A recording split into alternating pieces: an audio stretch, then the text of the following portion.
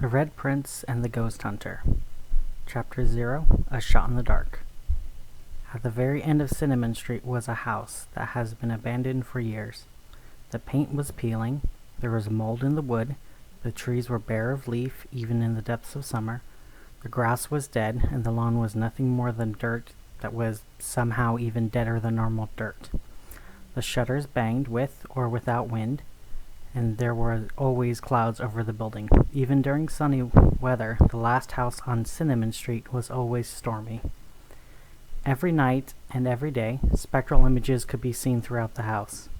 Blue beams, flickering figures, and whimpering wisps wandered through the property. Sometimes they would wave at the people passing by. Other times they would frighten their neighbors away. These ghastly ghosts were all that remained of the most powerful family in River City, the Riley family. However, ever since they were all murdered nearly 100 years ago, their house has been haunted. In River City, any house that was haunted could not be torn down, condemned, sold, nor taxed while the property was possessed. So people tried to exorcise them, scare them, or even just ask them to leave, but the ghosts refused to go. They wanted justice, and even after 100 years, they still had no justice. So while the city refused to investigate the Rileys' murder, the Rileys refused to move on, creating an impasse of sorts. On one fateful night, however, someone approached the house, somebody who nobody recognized.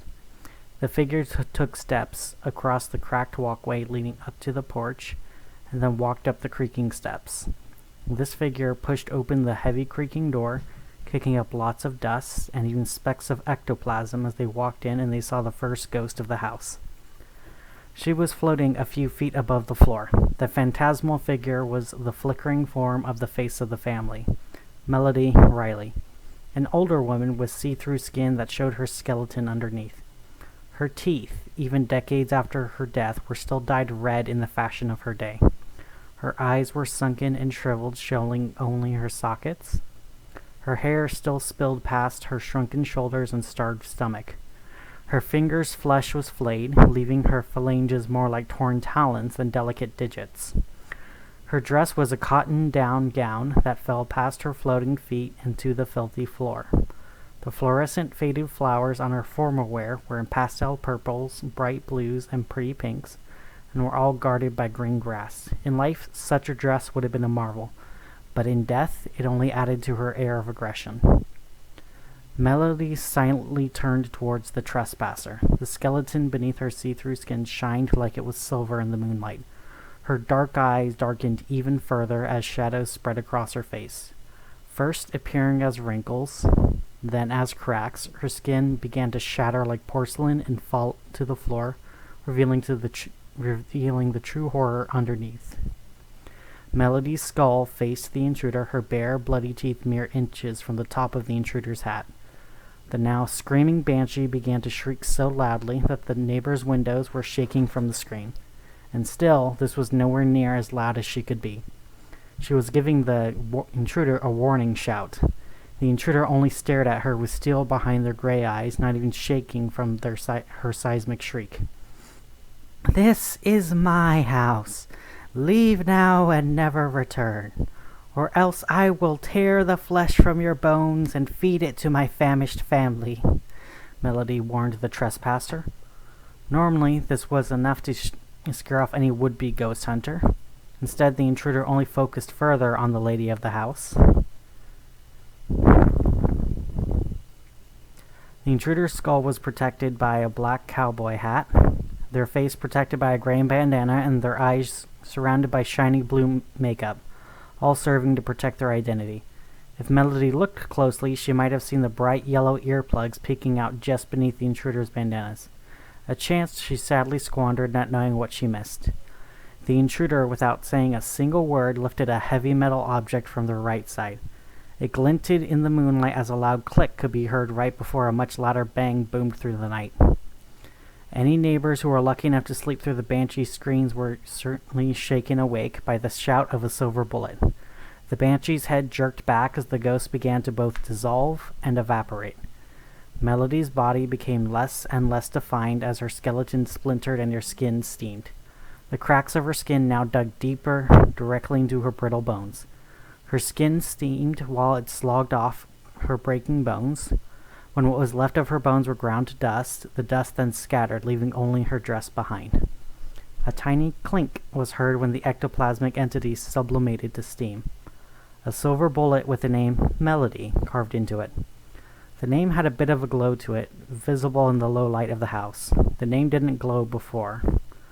The ghost killer picked up the shed bullet, careful not to leave fingerprints in the dust as they continued their hunt for the other ghosts. The room that Melody was in felt a bit warmer and even a little cleaner, but also emptier, like when a home had everything removed from it, including the memory of its old inhabitant. Beyond the living room was a kitchen. The cobwebs brushed past the inquisitive intruder as they stepped over holes in the floor, and were careful not to leave footprints in the dripping blue fluid from above. The dust floated up whenever the intruder took a step, but they weren't worried about kicking up dust as they were about getting ectoplasm on their boots.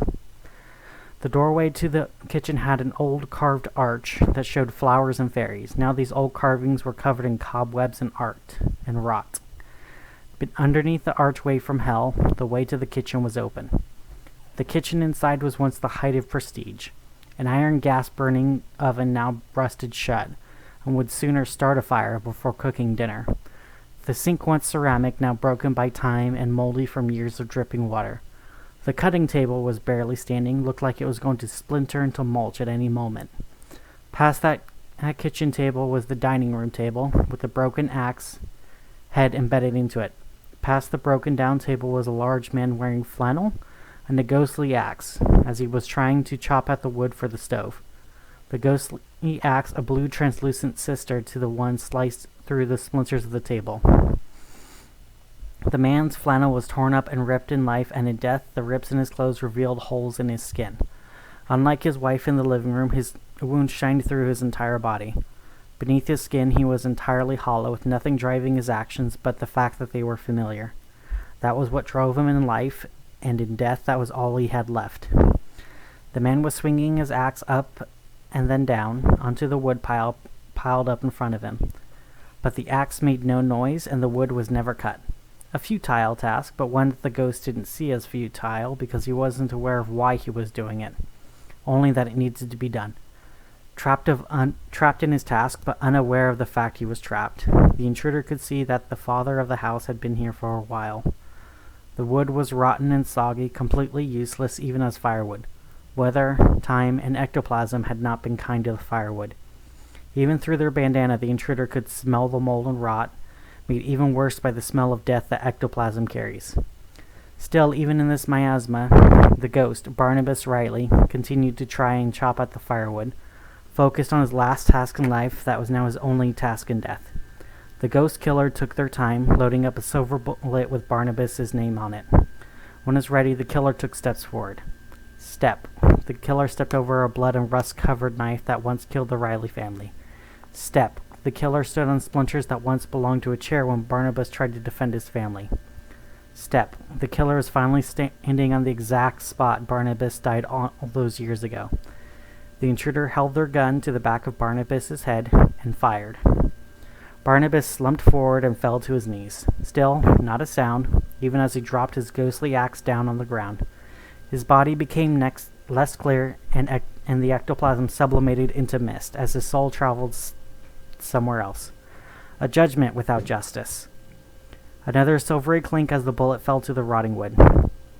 The intruder let out an exasperated sigh as they picked up the bullet from the rotting wood pile, wincing at a small splinter of rotting wood that penetrated their gloves while looking for that one piece of silver in a pile of rot. Finally seeing something shiny, they picked it up and inspected it closely to make sure it was what they were looking for. Sure enough, the bullet was also inscribed with the name Barnabas. Pocketing the bullet, the intruder checked their final bullet in their gun. The final silver bullet was inscribed with a single name, Melvin. Satisfied, the intruder started to walk upstairs, still careful to make sure that they did not step on any holes or loose boards. Now the final part of the hunt was beginning. The intruder felt the hairs on the back of their necks stiffen, so they knew they were close to the final ghost. Their heart rate accelerated, despite knowing how easy this hunt was going so far. Still, always finishing the hunt was the best part of the kill. Knowing that they'd almost gotten away with it, and soon they were going to be paid, and then they could walk away from the haunted house knowing they helped to make the world a place for the living. Gun at the ready, they opened the first door they saw upstairs, and it was a closet. The only thing haunting it was a mop and a tub of what looked a lot like lye. Their eyes glanced over the closet, but saw no evidence that even ghosts or mice had visited this place in the last 100 years.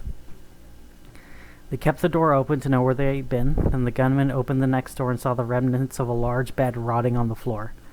The smell was almost as strong as it was in the kitchen. Reaching up to the bandana to make sure it was still on, when satisfied with their face covering, they removed a vice from their pocket that looked eerily similar to a pocket watch, and then they approached the closet. The finder tool would point to ethereal energy, such as the only remaining ghost on the property. The watch had its hands facing towards the closet and was glowing with a blue so dark it was nearly black. Tucking the finder away, the intruder took a deep, cold breath warmed through their bandana. When exhaling, their breath was visible, and when it made contact with the mirror on the closet, just a few inches in front of their face, it froze into a crystalline frost. If one could listen carefully, they could almost hear the sobs of someone inside the closet, sobs that never paused to take a breath. A very clear indication that the final frigid phantom was frozen in the closet. The intruder opened the door and aimed their gun with speed and precision, their brown eyes shining in the night and their gray gun pointing at the final ghostly figure. Hugging her knees in the closet and crying frozen tears from her brown eyes. The young woman had brown wavy hair down to her shoulders. Her skin wasn't frozen like her mother's, and it wasn't rotten like her father. Her dress was brown and worn like she worked for her entire life in that dress, where her knees folded in the dress, the cloth was threadbare. Even a century after death, she still had dirt on her dress and calluses on her hand. Life wasn't unkind to her, and death only sealed her like a butterfly in amber. Her frozen tears coat parts of her dress and streamed from her eyes to the floor, creating a mirror of ice that only reflected the intruder and an empty closet. Even her own visage was veiled from her view. None of these thoughts went through the head of the ghost killer. They aimed their gun at the heart of the heartbroken heroine. A final loud bang, and the silver bullet inscribed with the name Melvin plunged through the 30 dress and deep into the heart of the ethereal ectoplasmic entity. Unlike the others, however, this ghost kept crying. She did not dissolve, she did not evaporate, she did not sublimate. She was still where she was, only with a bullet inside her now. Judgment would not come to pass upon this poor woman. The gunman began to swear faster than a machine gun could shoot. His employer had lied to him and messed up, and now everything was going to be a lot more complicated. Police don't care after the mess was cleaned up, but if there were survivors, there was going to be a lot more curious and a lot more likely to find you. I was told your name was Melvin. Who messed up? How am I supposed to do my job when people can't give me the right information when I ask for it? He demanded of the ghost girl. She only continued to cry, not even aware of him, only aware of a new pain in her heart. A more literal one. However, with the intruder out of bullets and knowing that someone likely heard what happened, they instead decided to back away. There's nothing they could do. For now. They would find out this final phantom's true name and come back with a silver bullet scratched with it to dispatch of this domicile's dead denizen. I will be back for you, and I will make sure you join the others in oblivion, they whispered to the crying ghost girl. The girl finally heard their words and only continued to cry. She was unsure what she could do to stop someone who could kill ghosts just like that. She heard the intruder run down the stairs, and the door slam behind them. About an hour after they left, she heard sirens approach. In curiosity, she approached her frosted window to wave at the police officers approaching her house. The officers saw the waving ghost and were aghast. They had expected the house to be completely empty, thinking they were just investigating an exorcised haunted house. The police lieutenant in charge of the investigation was hoping it was going to be unsolvable. Simple in and out, without any complicated paperwork, consulting witnesses, or questioning the victims. This is going to be a lot of paperwork, Lieutenant Tennant said to herself. Her clipboard already overflowing as her officers brought more in for her. Sighing with her mouth and signing with her hands, she tried to keep the board officers doing their job while she tried to find out what she needed to do and where she needed to be. Now, instead of just being here for a few hours, getting some overtime, leaving and calling it unsolvable, she would have to find an answer. There was a spiritual survivor, and they would have to actually solve it or get ad publicity, which the RCPD already had enough of already. So the officer in charge, Lieutenant Louise Tennant, saw the ghost girl in the window and realized it was best to call in the only expert they had on call for magical things to solve this case. "I need you to call the expert on magical things," she told a subordinate.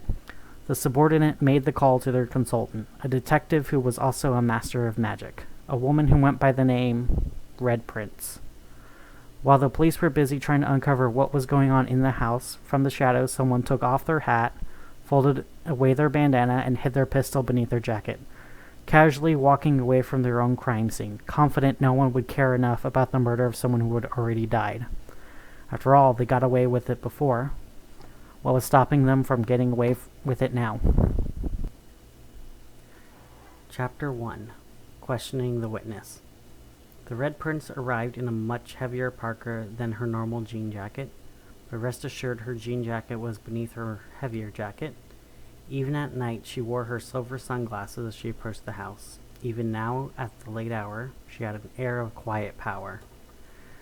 The officers were standing around trying to look busy without being busy, something Red was all too familiar with. Crime scene investigation was taking pictures of what they thought could be evidence, but considering the fact how rotted the house was, any evidence was virtually impossible to find. Lieutenant Louise Tennant, Lieutenant Lou Tennant to her officers, was a shorter white woman who always wore her badge and bulletproof vest proudly, displaying she was RCPD. Her red hair was tied back in a hair bun, and she had freckles behind her glasses. Even if it wasn't for her vest, badge, and gun, she probably would have looked like a librarian, especially with the clipboard and notebook she always carried with her. Red couldn't be more different from Lieutenant Tennant. Red was a tall, black woman with a quiet, thoughtful face. While the officer would stand up straight, trying to look like an authority figure, Red was usually relaxed and made others feel relaxed around her. Red's hair was cut short, almost buzzed, while Lieutenant's hair was long and in a bun. While Lieutenant was prominently showing a badge and RCPD on her bulletproof vest, Red usually wore a jean jacket with patches from local bands and a golden crown in a red oval. On Red's left breast pocket was a purple heater, a shield shape, with the golden letters Prince spelled out.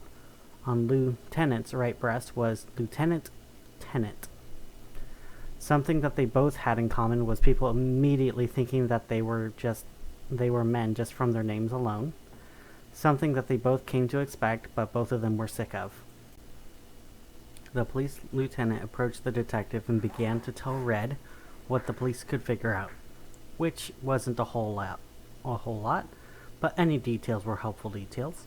Tennant would read off the clipboard while Red pulled out her grimoire, making mental notes of the environment and on what Lieutenant was saying. After preparing follow-up questions and ideas on who to inquire about after leaving the scene of the crime. "We were called about 20 minutes ago before we arrived. The caller said that she called as soon as she heard 2 gunshots. She said she couldn't see the attacker, but it looked like they were wearing a black gas mask, a red glowing sword, and carried a shotgun with them. She said the killer was at least 7 feet tall and almost certainly a man," she explained to Red. But Red rose her hand. She pointed at a shoe print in the mud, coated in frost, and what looks like dust mixed with a familiar clear gel. Ectoplasm. The Red Prince gestured to it, and some of the investigators took pictures of the footprint. Already from looking at how deep the footprint was, and how large it was extremely unlikely that the person was a 7-foot-tall man. Still, a footprint would be a good start. If it wasn't obvious, most people in River City wore shoes with these treads. "So your eyewitness is less than reliable," Red said to Tennant. This was hardly anything new. Eyewitness testimony isn't always useful. especially since the description given for the attacker also matched a popular video game character. Both of the women began to head indoors to see the other evidence. The porch creaked when they stepped on it, but unlike most haunted houses, the feelings of dread and the infrasound caused by a phantom presence was gone. The house just felt like any other abandoned house. Still, deep in Red's bones, she could still feel that this house once knew magic and love. But something came through recently to wipe that away. Probably someone trying to hide something, confusing erasing something as the same thing as fixing it. The question now burning in Red's mind was, who would stand to benefit from sending these ghosts to judgment? And who has the power to send ghosts to judgment against their will? The investigators continued taking pictures of the areas where the ectoplasm cleared off the dust. No other evidence left of the ghosts that had passed away in this house. In a corner, the crying ghost was still crying. None of the other officers even tried to get close to her because of how cold the air was around her. Red Prince approached her while writing in her grimoire. The air was freezing and forced a chill down Red's spine. This was just the cold, however. Deep in her heart, she knew that the ghost woman was just scared and sad. This chill wasn't her trying to hurt someone. If this frozen phantom wanted to freeze someone, they would be a fully frostbitten sculpture right now. So trying to isolate her like the officers were doing wasn't going to be helping anyone or anything. Least of all, the investigation. Humming a soft song, the Red Prince took out a piece of paper from the grimoire and held it up for the spirit to see. The ghost stopped crying for the first time in a long time and read the paper. Seeing the shifting script, the ghost felt warmth inside of her.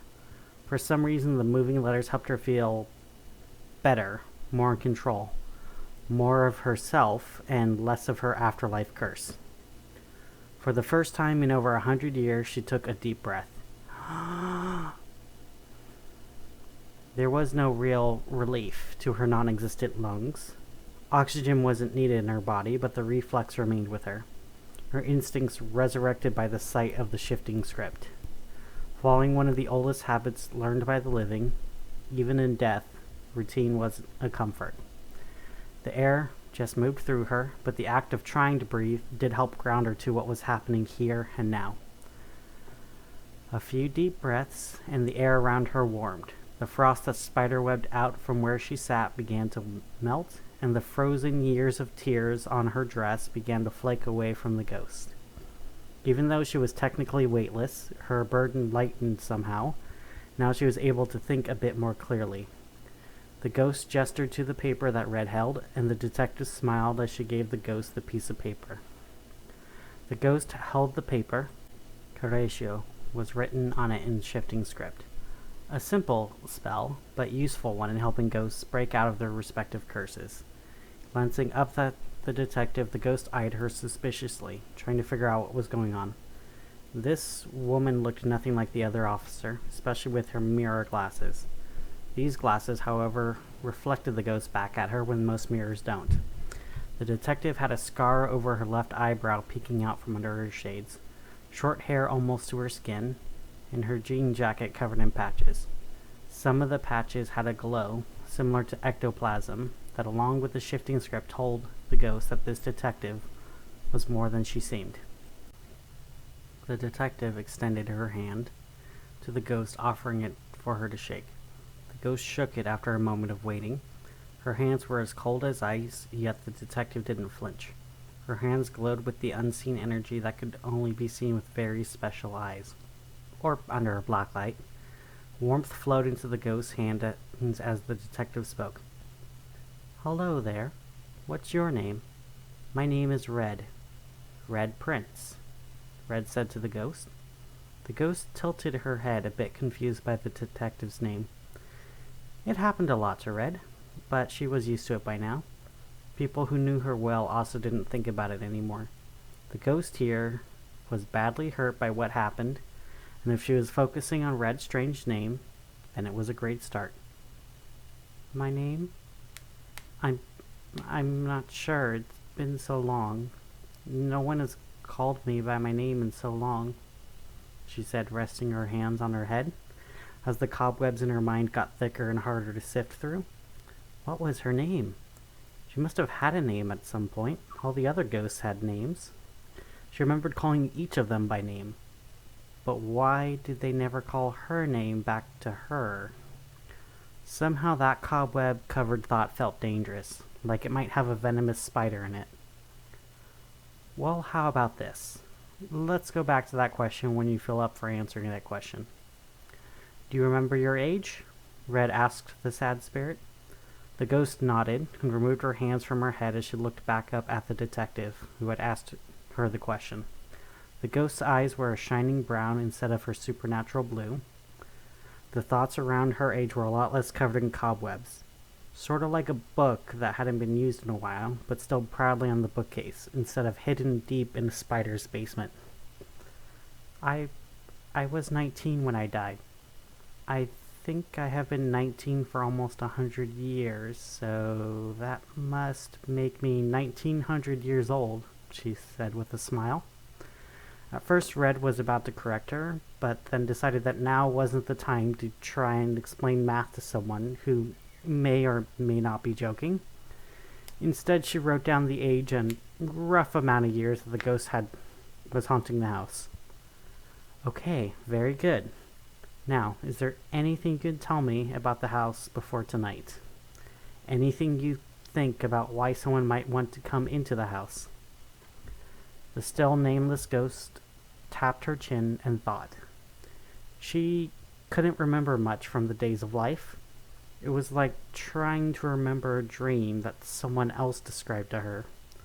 The last century of crying and freezing anything that came near her felt more real than the detective next to her or the police in her room. Her life was fleeting, mostly sad, and full of empty details. Mirrors covered by sheets, her parents yelling, an emptiness in her belly, teachers yelling, strangers yelling. So much of her life she could remember was yelling. But then she grabbed onto a firm, warm thought. A smile from someone she loved.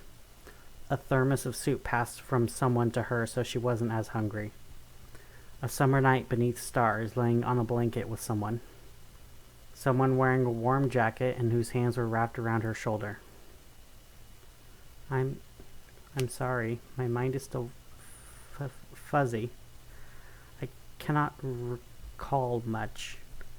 I do remember that I wasn't a part of the family.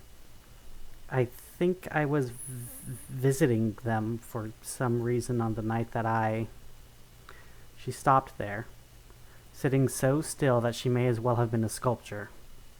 If Red wasn't looking right at her, she might have forgotten who she was talking to. Shaking her head to clear away the ghost's mimetic mechanism of memory melting. My name is Tiffany, I think.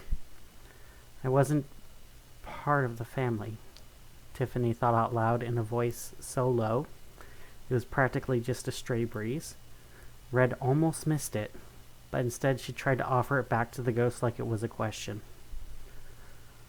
Would you like it if I referred to you as Tiffany? Yes. I would like that very much. Do you remember how the others were sent away? The hunter had a gun with them. It spat out silver bullets.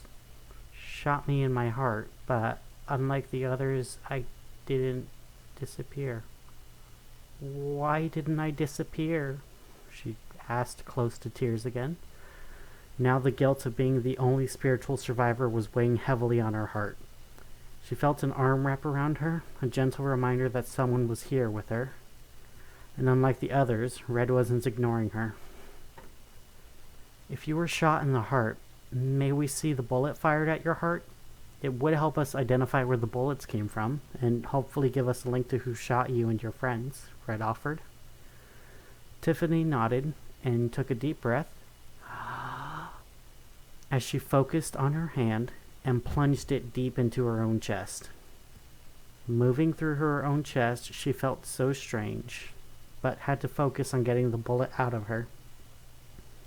The tingling finally stopped when she felt something hot in her hand. Pulling it out of her chest, she let out another long breath. She was unaware of how much it hurt to have the silver bullet in her heart until it was no longer there. Now the vague feeling of burning was gone. The bullet was still warm in her hand as she offered it to Red. The detective lifted a hand up, indicating she needed to just wait one moment. Then Red picked up a pair of latex gloves and put them on before she took the bullet. Carefully, she inspected it to see that the bullet was unique. Made of high-quality silver, a laser-engraved name, which was extremely expensive to personalize for a bullet, let alone 3.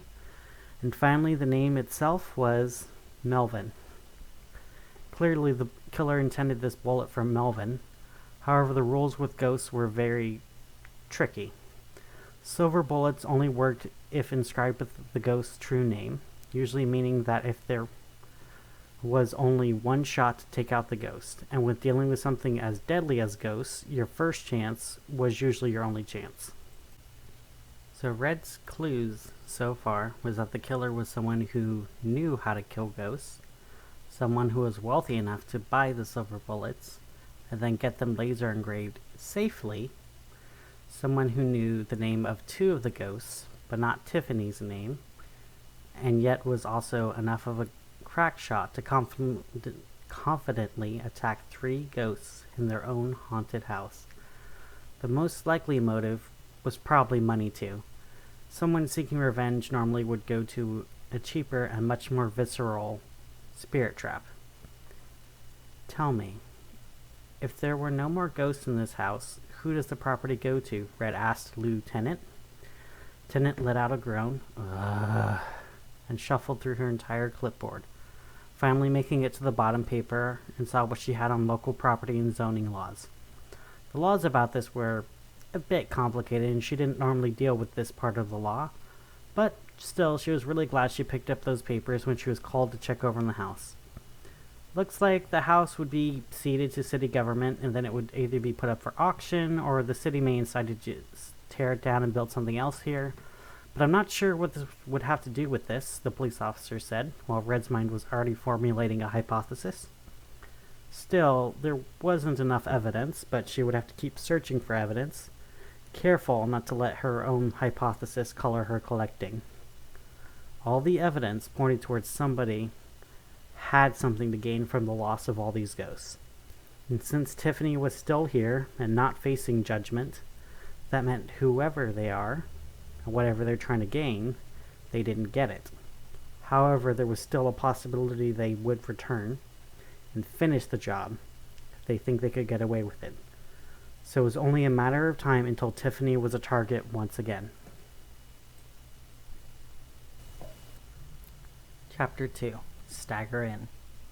After asking Tiffany and Lieutenant a few more questions, Red got all the information she needed. The police would offer protection to Tiffany for 48 hours, but if there was no further evidence that Tiffany was in any danger, they would no longer offer protection, thus leaving her at the mercy of whoever shot her friends. A risk that Red Prince was not going to let happen. Finally, in her car, Red drove away from the crime scene and took off her shades, finally. Her eyes were shining through, with tears. Tiffany had lost so much, her life, her memory, and finally lost what was left of her friends, and very nearly lost herself. All to someone she couldn't recognize, and now Tiffany was trusting Red to discover who tried to send her to judgment. Wiping her eyes with a tissue, she took a deep breath and a sniffle before putting away the tissue. She looked around and saw no one was around her car, so she would get ready for her next part of the plan. Pulling over to the side of the road, Red parked her car and closed her eyes. A deep breath in and a deep breath out. Hair began to grow, and no longer near her scalp, but down past her ears. Now she would look different, and her head was a bit heavier. A deep breath in and a deep breath out. The white t-shirt beneath her jean jacket was changed from cotton to silk, from soft to smooth, from a shirt to a blouse. Deep breath in and a deep breath out. The Red Prince's black pants were replaced with a long black skirt, somehow still with pockets that were even larger than the ones that were in the pants. Deep breath in, and a deep breath out. Where the red prince once was now Marceline Pierce. Opening her eyes, she looked at herself in the mirror and smiled, brushing hair out of her face and smiling. Her mascara and lipstick were on point, even though a few minutes ago they were not there. Marceline decided that she looked cute and looked different enough that no one would confuse her with her alter ego. Sliding off her jean jacket, she folded it carefully and placed it into her glove compartment. Where Marceline was going, detectives like the Red Prince were not invited, nor allowed, but cute women like Marceline were more than welcome. Now driving her car down the winding road, she paid close attention to the twists and turns, looking for a turn-off that mortal eyes could not have spot, and where even witches like Marceline needed to watch for carefully. Finally, she saw it, a place where two trees met and the branches joined overhead to make a wooden arch. A triumph over an unknown war that only the trees knew about. Directly beneath the archway was blackberry bushes with sharp thorns and no road. Clearly, this was the least likely place you would want to drive your car if you were on a dark road in a dark night. So, naturally, Marceline drove her car directly into the bushes. Instead of hearing the scraping of thorns on metal or feeling the impact of the car against wood, Marceline drove forward with no resistance, and once past the illusion of the bushes and onto a gravel parking lot of the premier bar behind the veil, between the esoteric and the exoteric worlds. Stagger in, Marceline whispered to herself, bringing her car to a park underneath a tree and far away from the other cars. This part of the veil was considered neutral territory to the factions that lived in River City. So if someone who wanted to seem legitimate, but also needed to hire a mercenary who could kill ghosts, the first place they would likely look was the Stagger Inn. There were other places, the Flesh Market, Emerald Acres, Butcher's Bounty, or even the Shadow Web to hire mercenaries. However, to most Tippecam mortals, only the Stagger Inn seemed safe enough to hire a magical mercenary without becoming a victim themselves. It was highly unlikely that someone from the esoteric world would even care about a haunted house unless someone was paying them to. Getting out of her car, Marceline walked towards the door. Outside the bar, a group of men in motorcycle jackets gathered around trying to look tough. One had metal spikes on his jacket, and all of them had a design that indicated they were devil hunters. The design had a classic horned devil design with crossed-out eyes and a pitchfork and a spear behind the head. A play on the classic Jolly Roger symbol seen in old pirate movies. Clearly they were trying to make themselves seem intimidating to everyone coming in and out of the Stagger Inn. It was laughable, honestly. Behind the veil, only people with no power attempted to look powerful. Most likely they were just Tippecam, trying to seem tough by saying they made it to the Stagger Inn. They were grouped together outside, constantly glancing at the shadows and even looking over their shoulders. They were clearly unfamiliar with the esoteric world, especially since a few glanced at Marceline and looked away, not even sparing her a second thought. They were unlikely to be a threat, and even if they tried, they would find out very quickly that behind the veil, they were the meek ones. In front of the door to the bar, a little girl sat at a stall drawing in her coloring book. She had a big name tag on her flower shirt that said, Flora. She even had a friendship bracelet on her left arm, and if you looked carefully behind her, you might notice the hulking shadow. Even hunched over, the shadow towered at 10 feet tall, massive clawed hands that almost dragged to the ground, and a head that was thicker than a steel worker's boot. You may even notice a matching friendship bracelet on the shadow's horn. Hey there, Flora, how are you doing? Marceline asked the girl. She looked up at the coloring book and showed Marceline what she colored in. It was a field of flowers, except the flowers were all deep blacks, reds, and purples. The sun was the color of cloth, and the grass looked gray and dead. In the distance there looked to be shadow figures that were too far to be made out properly. Wow, great job, Flora. I especially love what you did with the flowers and the sun, Marceline said to the little girl. Flora giggled and then closed the book, gesturing to the door, indicating that Marceline could go into the bar. Marceline smiled and nodded, as a way of thanking the creepy little girl. Thank you, Flora. Do you want anything while I'm in there? Flora looked left and then right, motioning for Marceline to get closer. She leaned in close to hear what the bouncer wanted from inside the bar. Flora giggled and then whispered. "Can I have the blood of my enemies?" she whispered in the same tone a child may ask for a juice box from a teacher. Marceline nodded solemnly and lifted her left hand up in a mock vow. "I promise to get you the blood of your enemies," Marceline said, recognizing the drink as a non-alcoholic drink offered by the Stagger Inn. Strawberry soda, grenadine, a cherry, and a slice of lime. As expected, it was a very red drink, so it was nicknamed a blood of my enemies. It was also an open secret that the cover charge to get into the bar was offering Flora something. Sometimes she wanted nothing, or a new coloring book, or some food from inside. Anyone who refused to offer to get her something would be tossed out by her shadow. And the next time you wanted to go in, her shadow would want something much steeper than a drink. So it was a lot easier to promise to get Flora something and then to get her something when she asked for it. Flora smiled and went back to her drawing, her shadow no longer standing in the way of the door.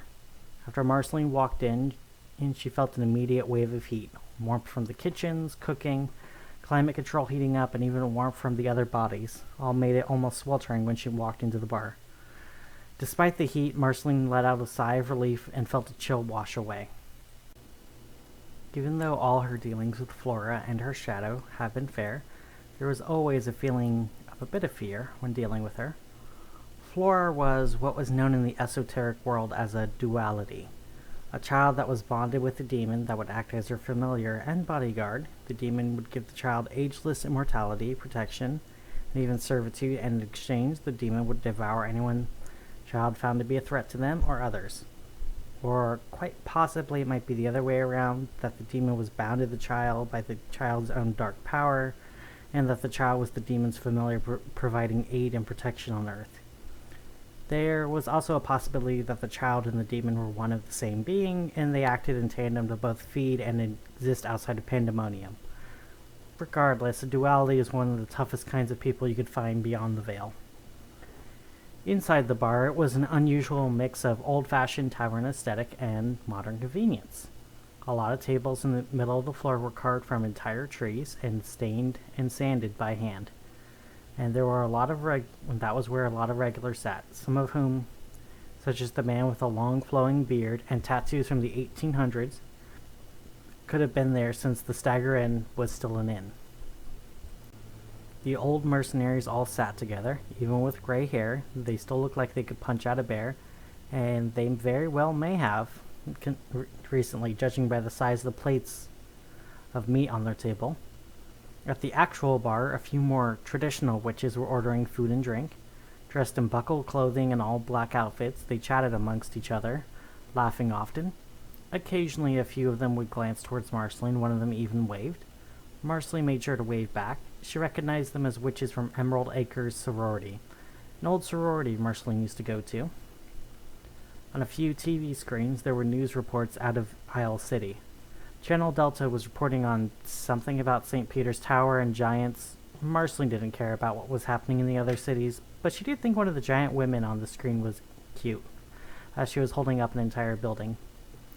Up in the eaves of the building, things scurried and flew by. Most likely imps and goblins enjoying the dark places above people while they ate. They usually enjoyed not being seen, but still enjoyed being near people. This all helped show the Stagger Inn as an old-fashioned place with magic and intrigue. In sharp contrast, however, the bartenders used a digital POS system to take ticket orders without ever writing down on a piece of paper. The digital POS also had the advantage of being able to exchange several different currencies with little issue, including currency no sane mortal would ever use, like souls, cursed coins, holy silver, and even British pounds. A lot of servers also carried around notepads, similar to large clunky PDAs, able to take orders from anywhere in the restaurant without ever having to take the order back to the kitchen. While Marceline never saw the kitchen, she knew it had ultra-modern appliances bonded to their eldritch cooks.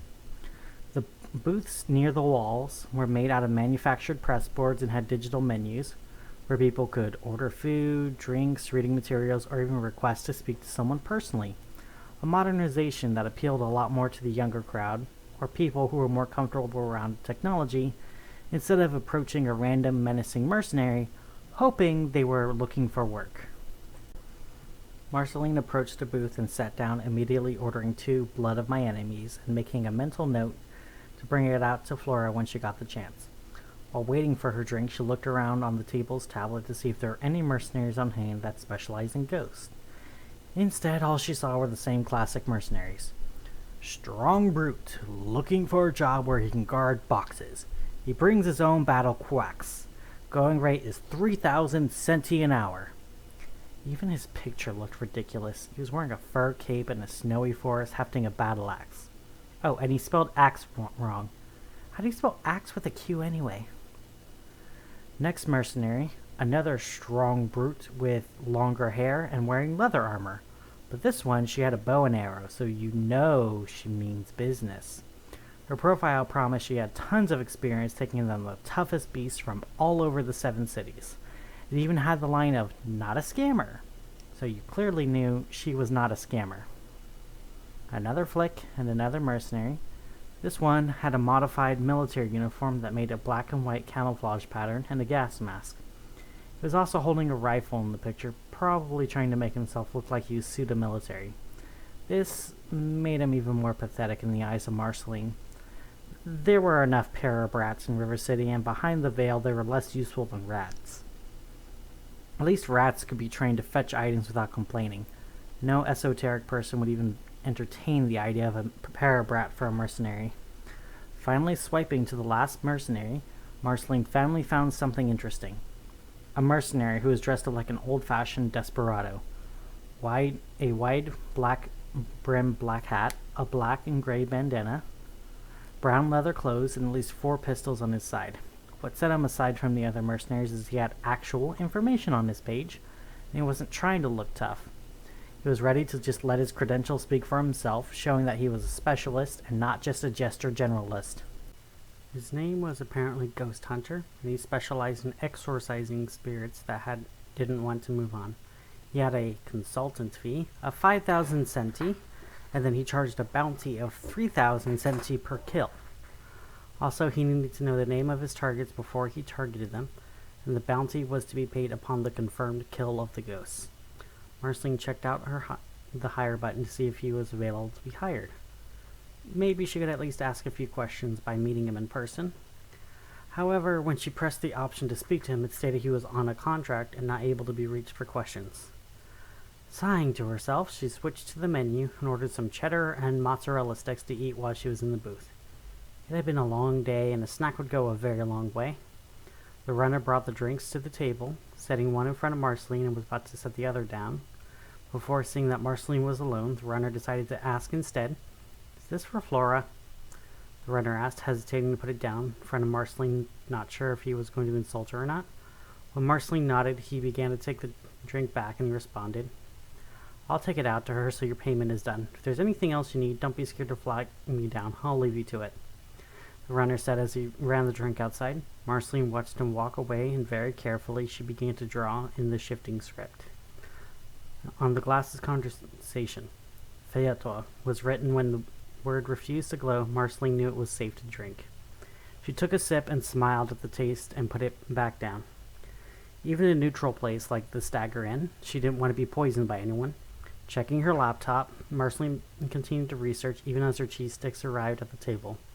Marceline only half paid attention to the way they melted on her hands, and the marinara sauce was sweet and savory as it filled her empty, growling stomach. Okay, maybe she was paying more than half of her attention to her food. There were a few places in River City that sold silver bullets. Compiling a list in her phone's notebook function, Marceline began to narrow down the list based on what she did know about the bullet. First, it was the caliber of the bullet. Few places in River City sold rounds for 5-shot revolvers. Even fewer also sold silver bullets for that caliber. Now the list down to 3 different shops. Marceline checked to see if any of those 3 shops also offered engravings. It was a bit of a long shot. For all she knew, the ghost hunter made his own bullets, bought his silver out of town, and engraved it himself. However, it felt unlikely because of the fact he was a mercenary. He knew the value of a centi, and he wasn't going to be spending it on expensive equipment for engraving. if he could outsource it elsewhere for cheaper, especially if he traveled around city to city. Someone who was moving around with gunsmithing equipment and a laser engraver was going to draw a lot more attention than a hobbyist who occasionally bought engraved silver bullets when he visited somewhere new. Then again, there was no guarantee he bought the bullets legitimately, or even that he did buy them at all. Still, it was the best lead she had so far was to look for the bullets. Still, there was something else itching at the back of her mind. Where do you get the idea that Tiffany's name was Melvin? That wasn't a random mistake like misspelling the name by a single letter. It was a completely different name. He got the names of the other two ghosts correct, so that indicated he did previous research, and where he got that information may lead to who hired him. Filing away that information mentally for later, Marceline continued to look into the gun stores that sold silver bullets. Gary Gunderson's and Sons Guns and Guts, Marceline read to herself. That name was a mouthful, but it was also the only gun shop in town that offered all the services that Marceline was looking for. Looking through the pictures online, she could see that the shop offered engraving services, and the engravings on the bullets matched the engravings seen on Tiffany's bullet. Scrolling down further, there were even bullets inscribed with common alchemical symbols, such as the symbols for sulfur, silver, copper, and even iron. After a moment of looking over these symbols, Marceline saw what Gary labeled the pictures. Oh wait, they're not using those as alchemical symbols.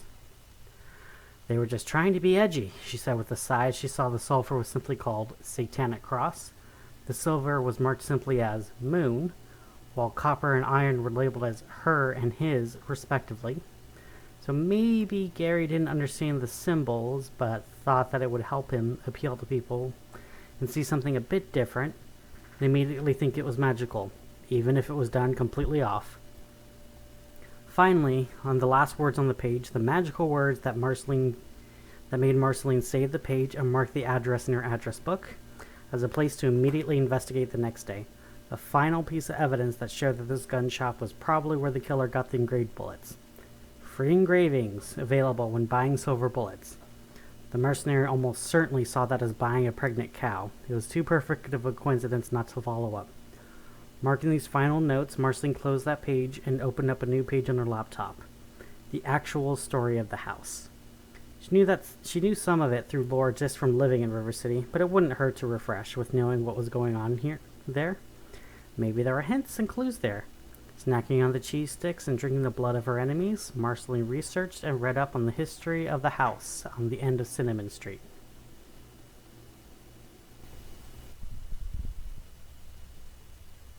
The history of the house on Cinnamon Street. The house on Cinnamon Street was originally owned by the Riley family. Back when River City was new, the Riley family grew wealthy from the sugar, rum, and spice.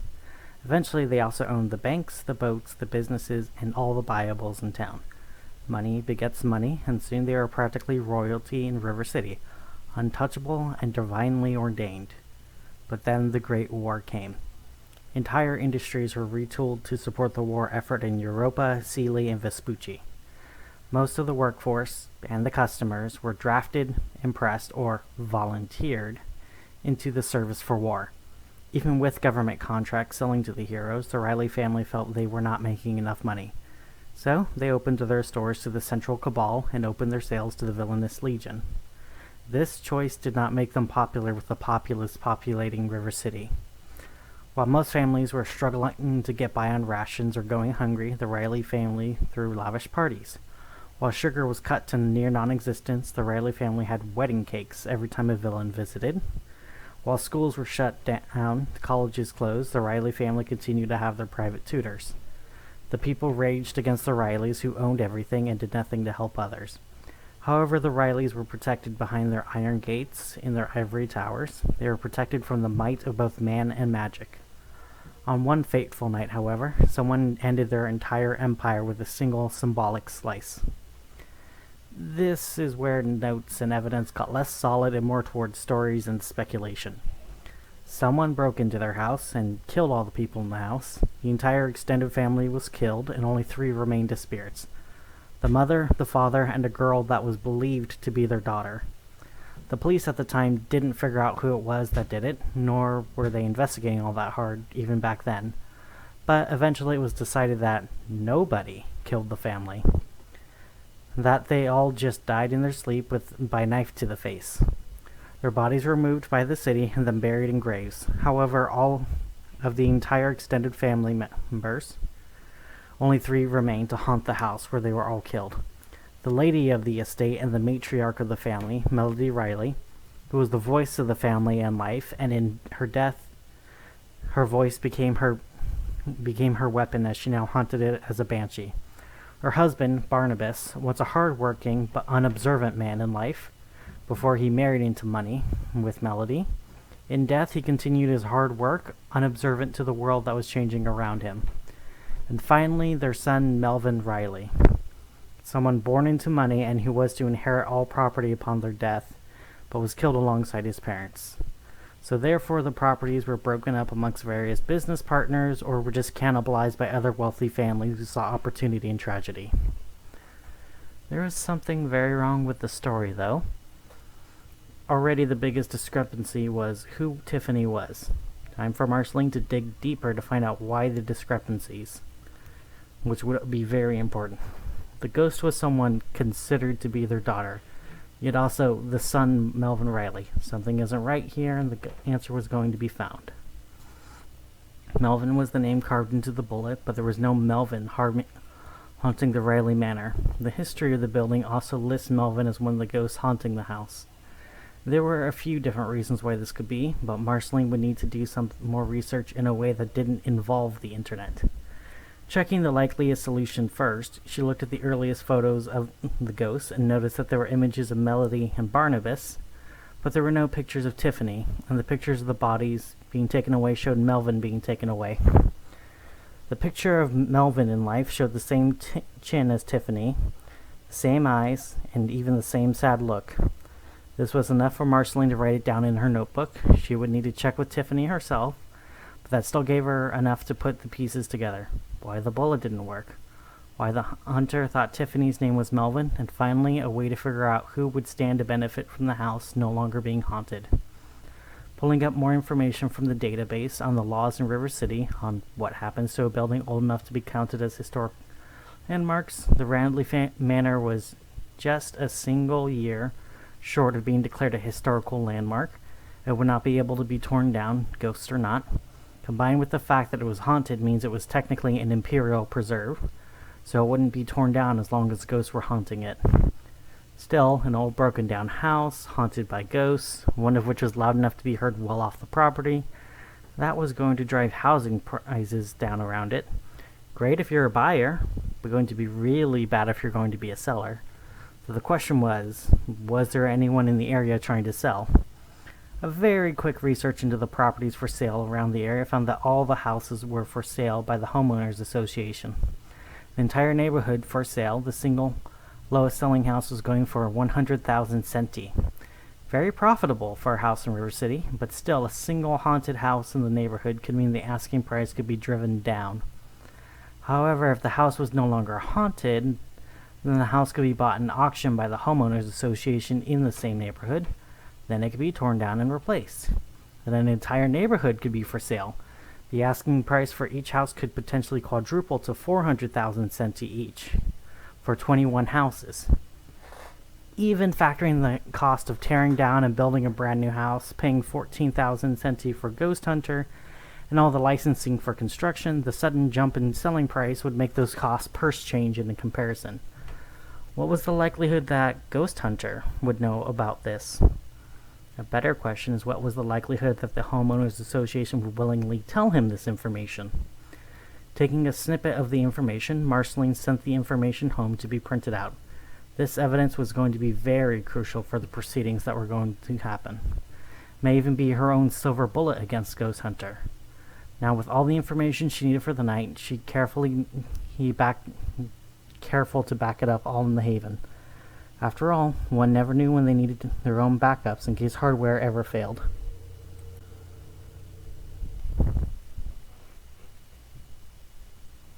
Chapter 4. Parking Lot. Her laptop in her bag, Marceline began to travel outside. leaving her empty basket of food in the return tray, leaving hopefully a minimal mess for the renter. Leaving the door, the cold hit her like a wave. Marceline's confidence about the case began to ebb when she left the bar. There were lots of unknowns, and even a small missing detail could make or break the case. Maybe the gun store would have no details. Maybe the ghost hunter would sneak by the police instead of just waiting 2 days. Maybe Tiffany was just a wandering spirit and she was going to leave the house anyway. Maybe it wasn't the homeowners association, but a single neighbor who didn't want to hear the ghosts anymore. For all she knew, none of her information was correct, and this case was completely broken.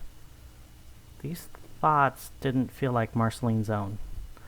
Something else was trying to play on her anxieties and escalate them. Imagining her thoughts as a set of words written on a piece of paper, Marceline went through each one step by step. None of her clues would be right. This was going to be a case where she was going to fail. Ghost Hunter was going to sneak past her. It wasn't the Ghost Hunter at all. And roll tough. The shifting script in her mind blasting anything that would be in there. Opening her eyes, Marceline could see a small shadow running away from her towards the gang of bikers.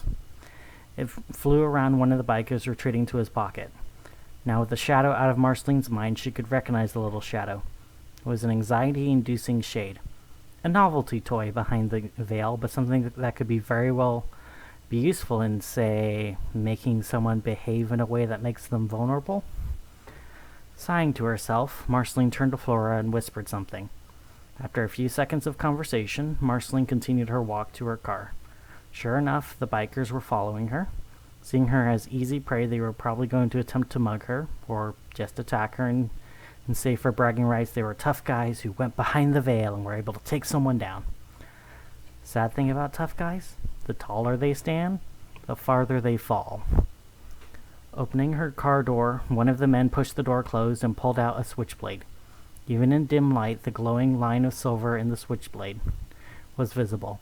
Probably another trinket bought because someone swore up and down that a tiny blade with a tiny bit of silver on the dull end would totally help the stainless steel cut a magical creature. "Where are you going? Aren't you going to help us?" he said. His smile was wide, like he was trying to look like a shark. But he had too few teeth to be a shark, and he was just so horribly human. It was dreary and boring to see his smile. Still, it would be some fun to mess with him and his friends, especially since they didn't seem to understand the rules of the Stagger Inn, let alone how to survive behind the veil. "I'm going home. Whatever help you need, you can find it in your cells," Marceline responded with her hands on her hips. Aware of the others behind her, checking in her mirror by just moving her eyes, she could see one of them was holding a little shadow bottle, probably containing a minor gin they thought would be their royal flush. Free advice for Tipicam. Any shadow bottles you can buy here are at best a novelty, and at worst they're a practical joke played at your expense. Let me guess, the seller promised you that the djinn was a powerful prince of the demons who was contained by Solomon himself, and now the genie would grant any wish you desired. Marceline mocked the man holding the dark bottle. He seemed to almost snuggle up against the bottle, like he thought he was going to protect against her. Something in the bottle moved, and a shudder moved up Marceline's spine. Jinn may be powerful, but they are rarely straightforward, and if whatever was in the bottle was jinn or worse, an ifrit or a demon, it would be more dangerous if it escaped. Still, the odds of someone selling something legitimately dangerous to these idiots were... The bottle popped open, the Solomon seal shattered, and the smoke coalesced and grew. The being of smokeless fire shaped into a snake larger than the man was tall, with 4 fangs and 6 eyes, each eye glowing bright gold as the snake hissed. Apparently the odds were a lot higher than Marceline gambled. "Run," Marceline said, vaulting towards the doors of the Stagger Inn. The men were scattering as the snake spirit began to slither towards the man who held the bottle. The man screamed, trying to draw his switchblade and swipe at the snake. The blade glanced off the scales as the snake began to wrap around him, already playing with its food. "Are you going to do anything to help them?" Marceline asked the bouncer. Flora glanced up from her coloring book. Already she was a little out of focus. Her shadow behind her opened its eyes. Glowing green like Flora's eyes, the two of them speaking at the same time. The deep chthonic voice intermingling with the sing-song child's voice, and with an echo that can only be heard when one had heard the din of pandemonium. "What's in it for me?"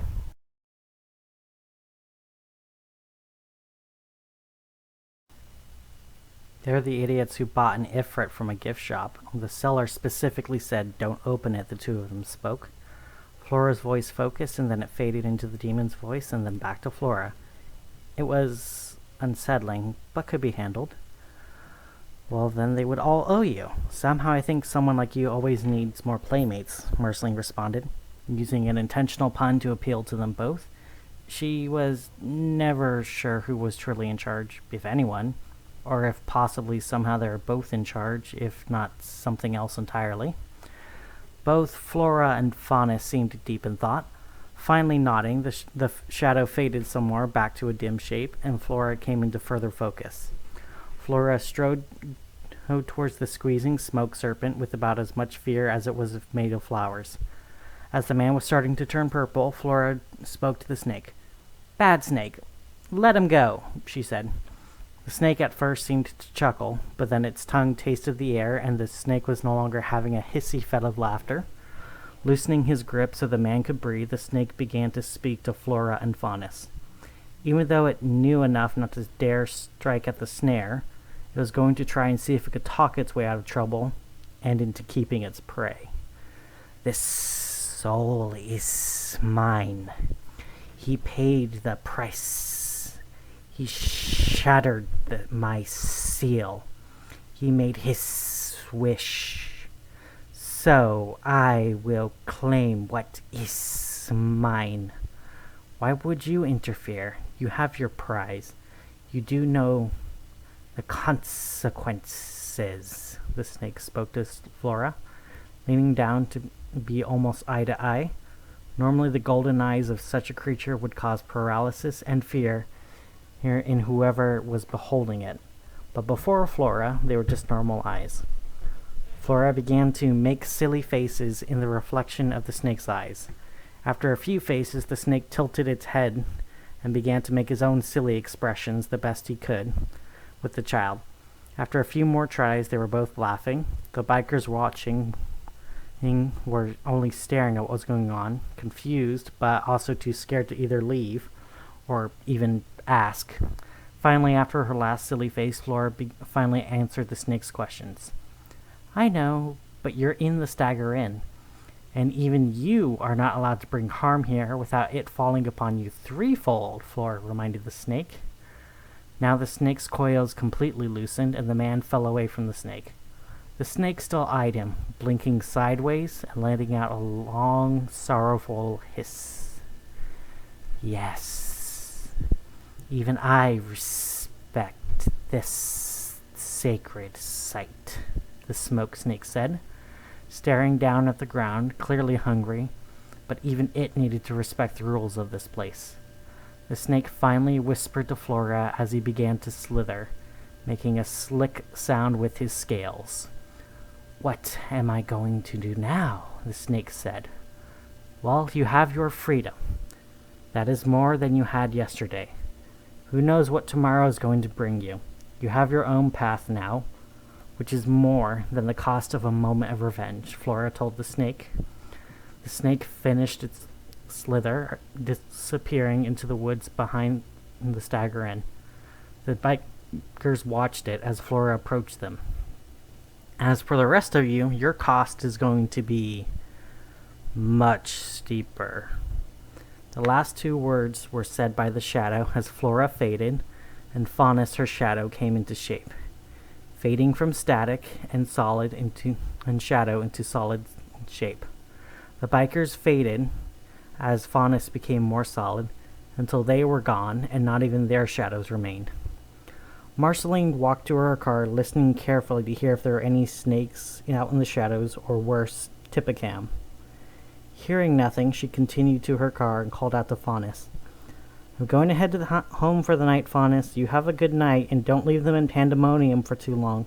You don't know what kinds of deals they'll make," Marceline called out to him. Faunus did a sort of half-wave and began to half-walk, half-hover over to where he was standing earlier. Marceline pulled out of the parking lot and drove her car into her apartment, deeper into the city. Homecoming. Marceline's car finally home, parked in her parking spot as she climbed the stairwell up to her place. The creaking stairs comforted her knowing that no one was going to follow her without her hearing first. Now on the 7th floor, she opened the door and traveled down the hallway to her place. Opening the door to her place, Marceline took a deep breath and relaxed her shoulder. "Mark's home!" her cat yelled as he zoomed around and bumped his head against her legs. Reaching down to pet the cat's head and back, taking care to pet her demon cat's body to help him relax too. He must have had a long day of relaxing in the sunlight, scratching up cat posts, and trying to catch falling Grace. "So, where's Fall? I sent something over here to be printed." "I am hoping she did it," Marceline said. She heard some buzzing around and saw the fairy Falling Grace in front of her eyes. She was holding her right hand up, opening and closing the fingers like she was doing a personal sock puppet show with no sock puppet. "I hope she did it. I sent something to be printed." "I'm not your secretary. If you're going to send something to be printed, maybe next time, ask the cat. I work for a living, and I'm starting to think that Tenebris isn't even paying rent," Falling Grace said, her sock puppet now a crossed arm in fake indignation. Tenebris began to bat his paws upward like Falling Grace the fairy was a moth he was trying to catch. She was too high up for him to reach, but still he kept trying to catch her. "You know, you don't pay rent either. Last time you co-signed for an apartment, the apartment was in a tree and the landlord was a squirrel," Marceline reminded Fallen of what had happened just a few years ago. The incident is still hot in her mind. Falling Grace's cheeks turned flush red, very visible on her very small face. The embarrassment was still fresh to her too. "Okay, I didn't think that through as well as I could have. I admit that. But you have to admit, the pay was literally just peanuts." "What do you pay now?" Fallen stated.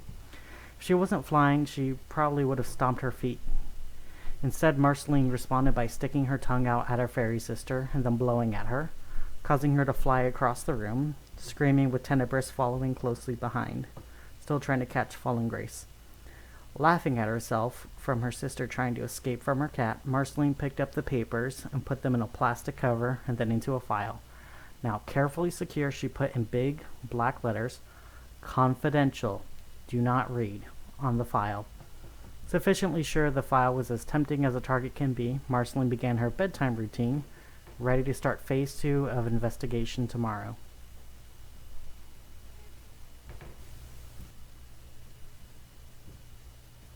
Chapter 6. Gary Gunderson and Sons, Guns and Guts. Awoken refreshed, Marceline showered off, then ate pancakes, and read the newspaper. Circling a few different local bands on show, it looked like some new bands were playing at the 5 of Clubs bar this week, and Marceline did not want to miss any of them. She wrote in the newspaper a reminder to herself that she needed to call up and buy tickets tonight.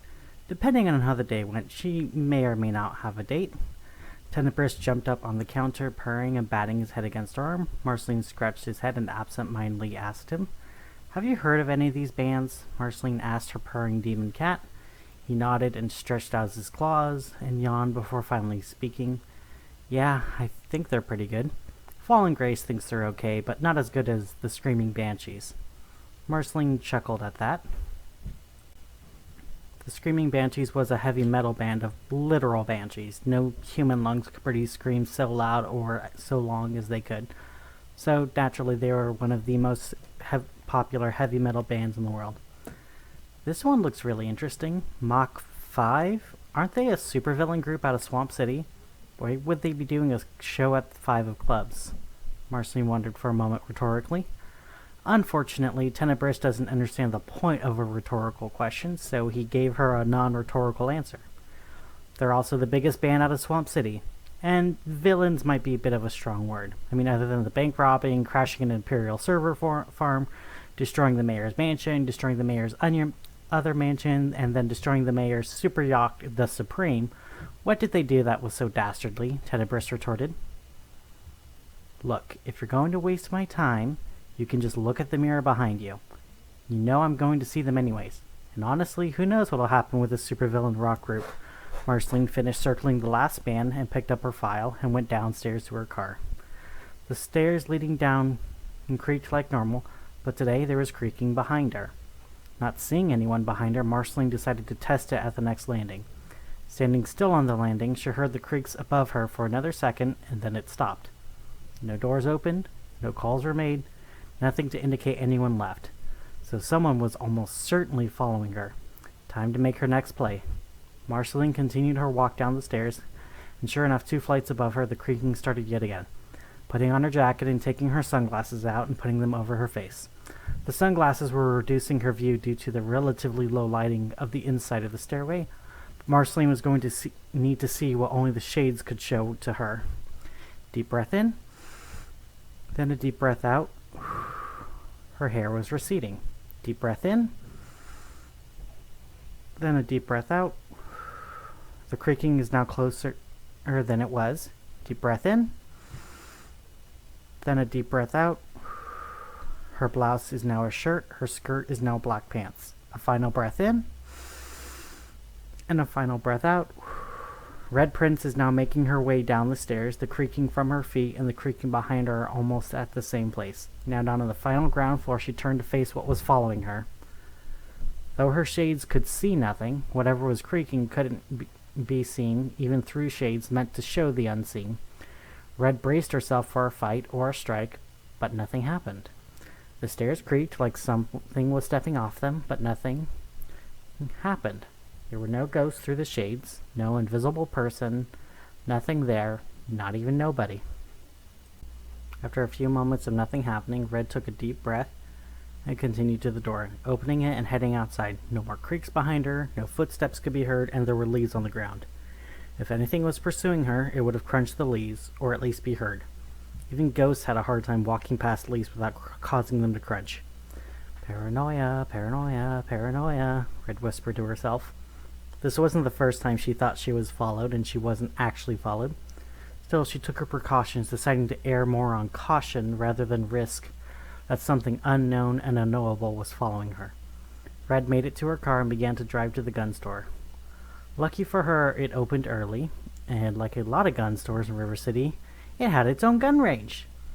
So, a detective coming in to check out the guns and bullets for sale could be passed off as just her practicing, unless the shopkeeper was either more paranoid than she was, or smarter than she gave him credit for. Red glanced at the file and looked at the alchemical symbol for sulfur her was showing, and the shopkeeper's mark as Satanic Cross. Giggling to herself after seeing that, Red shook her head as she pulled up into the parking lot. Okay, so she wasn't worried about the shopkeeper being smart enough to realize why she was there. Still, one doesn't need to be smart to be paranoid, and one also doesn't need to be smart to be right. Walking into the shop, Red saw 2 different men at the counter. One was showing off a revolver with 8 shots to a woman with manager hair and green glasses. She was admiring the pistol and also looking at some of the trick rounds beneath the glass, trying to get a clear match for her gun. So if you fire glue rounds, you need to be back at least 30 feet, otherwise you might still break the skin or bones. However, if you stand further back than 50 feet, the round may fall short, so you should compensate by aiming higher than the center of mass, the bald white man with a name tag marking him as Gary. Red went to the other man behind the counter. He was busy disassembling and cleaning a pistol. This one looked more like a traditional 5-shot repeater. Red stood across from the man while he was cleaning. His name tag auspiciously marked him as Sons. After almost 2 minutes without him noticing, Red decided to clear her throat, hoping that would catch his attention. When that didn't work and Sons kept cleaning his gun, Red thought he might not be able to hear her, so she signed hello, making sure she did it in a big way so that she could be seen. Sons looked up at what he was doing to look at Red for a moment. She smiled at him and said, "Hi, do you sell silver bullets?" Sons looked at Red for a moment and then pointed at the display behind her that had the silver bullets. Red turned around to look at it. Sure enough, there were lots of different silver bullets and even engraving equipment. The laser engraver reminded her a lot of a key-making machine, a screen and a keyboard, and also an open box to insert the silver bullet. That must have been where it was sold and then engraved. Red turned back to Sons, and even though he was focusing on cleaning the gun, Red made sure to smile and tell him, "Thank you." As she turned around to face the silver bullets, some were already engraved with what Red assumed were popular shapes. She couldn't feel any real magic coming off them, but they were definitely real silver. The name of a lost soul engraved could theoretically send the spirit off to judgment. The practice was well known for centuries, but it would require that the silver object was inscribed with the spirit's true name, and the silver could only be used on one spirit. It could then be refined and melted down and used again, but that was usually too much trouble unless there was an awfully big boogeyman that needed to be brought down.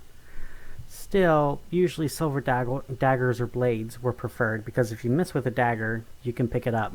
But losing a bullet or an arrow could be much harder to use against a fight for your life. Unless you inscribed a lot of bullets, or if you're a sharp enough shooter to not miss your first shot, Red whispered to herself, seeing that 4 blank silver bullets were missing on the top row. 3 for last night, and the 4th for tomorrow. Ghost Hunter was definitely here. That also meant that he left. Red somehow doubted that Sons was going to let her dig through all the recent transactions over the last few days to see if someone bought some silver bullets. Gary made his way over to where Red was. Gary stood on the other side of the counter and smiled his best businessman smile that made Red's skin crawl. She saw that smile before on demon dealers and shady salesmen alike. The smile of someone who saw opportunity and was going to get everything he possibly could from that deal. Gary began to speak, and sure enough, he felt confident enough to lead the conversation, even though Red hadn't spoken yet. "Ah, I see you're looking at silver bullets. Very cool, very cool. Silver is a common sigil for purity, so in the olden days, people would wear these very bullets on their necks to protect them from the likes of vampires, witches, and werewolves. Nowadays, people still buy bullets that think they're dealing with the Fae or other supernatural threats. So tell me, sir, what kind of silver bullets are you looking for today?"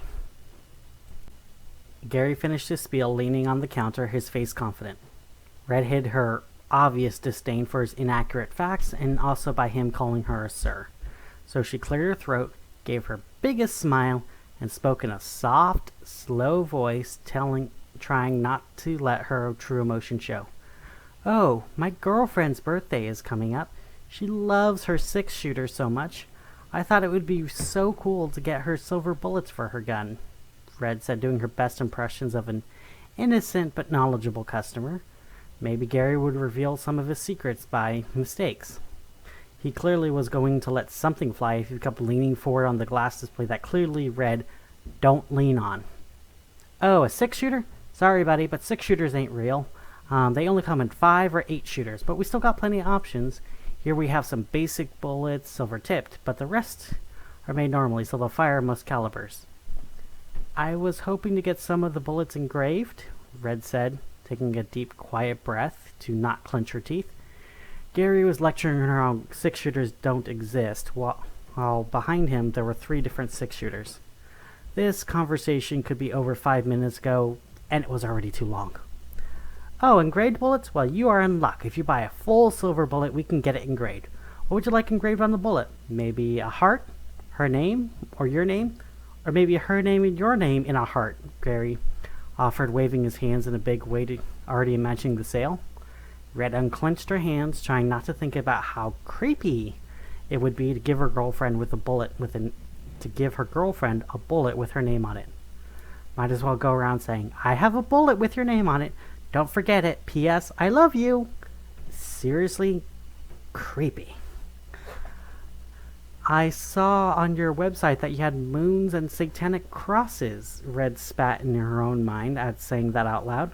"I was hoping you can get me with a full set of 8 with both of those inscribed," Red finished. Gary's eyes lit up at the big sale. Sure. No problem. We can do the engraving for you right now while you shop around and see if there's anything else you like. If you want, we also sell personalized targets. We got demons, zombies, angels. If you want, we can also get a picture of you or a picture of a politician you like, put that on a target. So that way your girlfriend can blow off some steam," he said with a big smile and a wink. My gods, who the hell would do that with someone they are in a relationship with? Red thought to herself. She was extremely careful not to say anything out loud, but at the rate she was going at, she was not going to lose any sleep if this place was taken down by River City Police. "Oh no, thank you. I just want the bullets. We're just going to take it to a gun range that provides the targets already. Immediately after saying that, Red could feel her stomach fall. She gave out another lie, hoping that Red would drop it. Instead, all she did was open up for another route where he could try and sell her something instead. Oh, you're going to a gun range? Well, we have a gun range in the shop, and we do group discounts for birthday parties. We can even let your girlfriend pick out her favorite target and fire her favorite gun. In fact, Gary leaned in for this next part to whisper, even though the only other person in the shop was Sons. Presumably Gary's son. We have grenades that she can throw just on that special occasion, Gary whispered. Fred took an immediate mental note. Grenades were highly illegal in River City, and there was an ongoing bounty for any gun shops that were selling them. There was a very high chance that could make a lot more money off this guy than he was ever going to make off of her. Oh, that's definitely interesting. Can I have your business card for that? Red asked, her eyes practically gleaming from the idea of the payday she was going to make off of Gary. Gary smiled, seeing her gleaming eyes as a sign of interest in the party. He didn't even bother to hide it as he gave her business card and a poster about the birthday party in print that said, "We have grenades." Taking the papers, Red pointed to the bullets. Can we get those engraved now? She asked, hoping that would give her the final piece of the investigation. The screen of the engraver was facing her, and if it worked like a typical computer... Sure enough, he pulled out the most used items, and right in front of her was recent engravings. On top of the list of recent engravings was the name Tiffany. Underneath it was Melvin, Barnabas, and Melody. This was all the evidence for Red Prince to make her final connection. Ghost Hunter definitely used the shop to supply the bullets. After a few minutes, Red thanked Gary for the bullets. He didn't even ask to see her ID or try to run a background check. He just asked for his 200-cent tea, and Red paid quickly, making quite sure to ask for a receipt, leaving the shop with all the evidence she needed. The bullets, receipt, along with a little incriminating poster. River City Police Department was going to have a field day of fines, bounties, and closures, sure enough. However, right now, Red was going to have to focus on helping out Tiffany. Still, though, a piece of her mind was working on how much the city was going to pay her for this discovery. As she could keep the ball in play, she may make more from Gary than RCPD was paying to help Tiffany. Making it to her car with 8 engraved bullets, Red checked her next address. The Homeowners Association had headquarters that was just the president's home address. Sure enough, it was right across the street from the haunted house. She knew that there was no warrant on the homeowner's president, so if they didn't want to speak to her, they didn't need to. Still, though, any evidence that could be obtained legally was going to be drawn very fast, especially since Red was certain there was going to be another attempt tonight.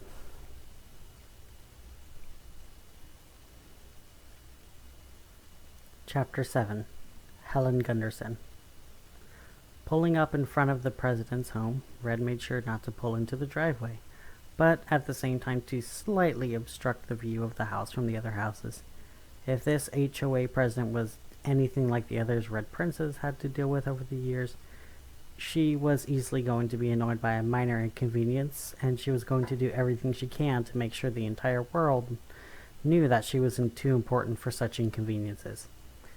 Sure enough, immediately after the car was in park, a woman in a pantsuit and manager hair was leaving the house. She was pointing at the car, then at the street, and then at the car. Again, she was yelling at Red, "Get out! Get out! You don't live here! Don't park on the street! All guests have to park in the driveways of the homeowners, and you're no guest of mine. You definitely don't live here.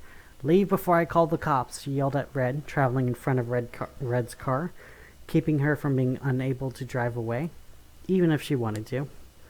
Red got out of her car and stood up straight, and she did her best investigator voice. "Helen Gunderson, my name is Red Prince. The police should have informed you yesterday that I may be coming by to ask questions of the neighbors," Red asked.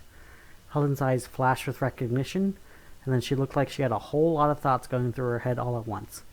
If Red was to guess, she would think it would have been... Oh, wait, an investigator? Does she suspect me? No, she can't. I'm just a neighbor. Well, she must think I'm suspicious since I was so rude to her. Maybe I can fix things by being nice now. Oh, I'm sorry. When they said I was going to be visited by a Red Prince, I thought you were going to be a man and, wearing more red. Helen asked, trying to salvage the situation and seem less rude. Red sighed audibly and shook her head in front of Helen. Her frustration was real, but she was exaggerating her actions for Helen. Helen was going to be on edge and suspicious of anything, especially if she was actually responsible for what happened. So if Red kept her thinking that Red was just upset by what was happening in the beginnings, then she could control the conversation. Not a man, I'm afraid, just my name. Do you mind if I ask a few questions about last night? I'm trying to ask the neighbors to see if they might have seen something or heard something. It's really rare for a ghost to be exorcised by a gun like that, so we're hoping you might have some leading information, Red finished. Helen in front of her thought it through and waved Red towards her house. Come on in, we can drink some tea and I can answer your questions the best I can, but I'm not sure if I will be much help. I'm afraid I was asleep during the incident, Helen said. Opening her door to her foyer, inside there was a glass chandelier with blue, yellow, and green glass. Light refracted through it and reflected into multiple colored circles of lights on the walls.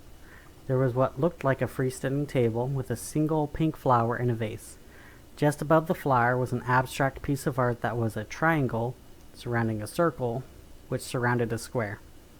I see you have an eye for fine art, Helen said with no small amount of pride about the painting. That painting cost 300,000 centi, worth more than some people make in a year. One-of-a-kind painting, and the only painting ever made by the artist. He has not made a single painting since then, so you know it's a good painting, Helen said with no sense of irony, and more proud of every single word of her explanation. What about your crest? How much did you pay for that? I would love to get the artist's name and number, she said, She finished, touching the crown patch on Red's back. Feeling herself bristle from Helen's unwanted touch, Red took a step away and turned towards Helen. Taking a deep breath, trying not to sound completely angry, she spoke, even though she was full of anger from Helen touching her. I made that patch myself, and I'm afraid it isn't for sale, Red said. Helen seemed to completely ignore Red's sudden movement and was still staring at the patch on her breast pocket, reaching out to touch it again. Are you sure it isn't for sale? Handmade crests are such the rage these days, and I never saw anything like your crest before, Helen asked, as Red took a further step back, and Helen finally looked Red in the eyes. Not for sale, she said firmly. Helen let out a sigh, but continued on into the living room. The living room had a leather couch, leather chair, glass table with at least a dozen different magazines from this month, and there were even coasters made from what looked like bamboo and cork. Helen sat across from Red as she took her seats afterwards. The entire living room smelled like a perfume department, fake and overwhelming. While this wasn't a crime, in Red's mind it should have been, especially with how easily it could lead to headaches or sensory overload. Can you remove your glasses? Helen asked Red, leaning forward in her chair, her fingers interlocking and holding up her chin. It was like Helen thought of herself as interrogating Red, and she thought she was in control of the situation of what was happening. Red removed her shades and put them in her breast pocket. She wouldn't be able to see any magical or invisible threats incoming, but she was certain there was no magic here. She saw no charms, felt no threats, and also doubted she would even invest in anything serious. A typicam like Helen thought that money was enough to protect her from all threats of the world. Usually they were right, but still it was something Red could exploit if she was careful. How did you get your scar? Helen asked, pointing at the scar on Red's eyebrow. So Helen had no tact, it appeared. Or at least if she did have tact, she wasn't bothered trying to use it around Red. She really was going to bounce on Red's nerves like a trampoline. I got cut in the line of duty. Someone threw a glass at me and my eye got cut, Red lied to Helen.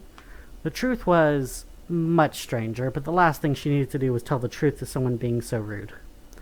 A butler came into the room and laid 2 glasses on the coasters in front of Red and Helen. Red nodded and said, "Thank you for that. May I have your name?" Before the butler could respond, Helen cut him off. "Thank you, Scott. That'll be all," Helen said, waving him away. She stared down Red for a moment. Red stared back, not saying anything. She felt like she committed some misstep, but she wasn't going to ask. If there was a problem, then Helen would have to speak up and not just stare at her until she magically knew what was happening. After 3 quiet minutes, Helen finally broke and told Red what was wrong. You're not supposed to ask the help for their name. It's rude to the hostess. Only the host or the hostess can refer to the help by their name. Anyone else asking is extremely rude, because then you can ask the help directly, or worse, hire them away, she said in a matter-of-fact tone. Red just stared back at her. This was one of the dumbest things she ever heard as being rude. I'll make a note of it next time, Red faintly answered. Helen seemed satisfied and sat down with her tea in front of her. Red pulled out her grimoire and opened to a blank page and began to ask questions. So, around what time did you hear the shots? Oh, about 2, maybe 3 in the morning. I heard 2 shots. It sounded like a shotgun. And I came to the window and I saw someone run out of the house, dressed up in green armor, a gas mask, a glowing red sword, and a shotgun. He must have been 7 feet tall, and he ran out of the house quickly and left. Can you tell me what hand he was carrying the glowing sword in? Red asked, writing down in her journal. His left hand. And where was he holding his shotgun? He had it strapped to his back. Helen responded a bit confused by the questioning. Red continued to doodle in her journal, pretending to keep track of some very important notes. Sorry you couldn't see his face, but you said you heard 2 shots. There were 3 ghosts in the house. Melody, Barnabas, and Tiffany. Any idea what? Red began to ask before she was interrupted. Melvin, not Tiffany. Melody and Barnabas had a son, not a daughter, Helen said rather forcefully. Red responded by sitting there not saying anything and not taking any notes. She stared at Helen, trying to see if Helen could see what she was doing or if she was going to continue to hang herself. I mean, his name was Melvin when he died, so he should still be called Melvin after death, right? He was a boy, and he didn't change that before he died, so he should still be a boy and still be called Melvin, right? Helen said, trying to find some common ground with Red. Instead, she was just making herself a longer rope. The law is very clear that, Helena continued before Red raised her hand to interrupt. Do you have any idea why the parents were shot, but not their daughter? Red said again, but she could see Helena clench her jaw and stare at Red, clearly having more choice words in her mind, but not saying them out loud. I don't know. Maybe he heard the police coming, so he ran away. Shame he couldn't finish the job. The house is such an eyesore for our good neighborhood. Drives down our prices, you know, and the city is thinking about declaring it a landmark. They should think about the people living near it instead. We have listened to the constant crying and screaming and chopping, but no, they'd rather let us live next to them. Helena continued ranting. Red continued to take her notes. Helena really was just proving Red's theory, and the final phase of her plan could soon begin. Did you know that I own all these houses? Well, I guess the Homeowners Association owns them, but I'm the president of the Homeowners Association, so that means I own them all. If we aren't careful, we could lose all our money in these houses. Who would want to live in a house that's next door to a haunted house? Helena said, lost in thought. So, if you own all these houses, does that mean that all the other homes are renters? Red asked, trying to bring it up casually, unsure if Helena was going to continue her evil villain rant. Sure enough, Helena had an evil villain rant in for her. Sorry, I'm not renting. I'm trying to sell these houses because no one lives in any of those homes right now. We have to keep our standards for the neighborhood high. We figured we would start selling houses after the police finished their investigation. Helena corrected herself after realizing she was talking to an investigator, but it was very clear to Red what her final words were going to be. After the house was no longer haunted. Are you married? Red asked, putting her journal down, trying to seem casual with Helena. She had enough from Helena, but like with Gary earlier, she couldn't just leave, because then Helen might get suspicious and try to leave town, or worse, try to get rid of the evidence. Yeah, I married a great man named Gary. He is a very successful business owner in Uptown River City. He owns a gun store, Gary Gunderson and Sons Guns and Guts. Have you ever heard of it? Helen said with no small amount of pride. Red tittered to herself. I think I might have heard of it. It's an interesting name. Does he manage the shop with his son? Red asked, thinking that son's with the name clearly meant he was doing it with his son, but unfortunately that was not the case. Actually, no. Son is his younger brother. Gary's parents named him Son because it's an Astorian word meaning strong. So Gary owns the shop and Son helps sell things. Helen explained like it was the most natural thing in the world. Red had to keep herself from bursting out with laughter. Son was not an Astorian word for strong. It just meant hour in Astorian, the language of the witches. Oh, that's cool.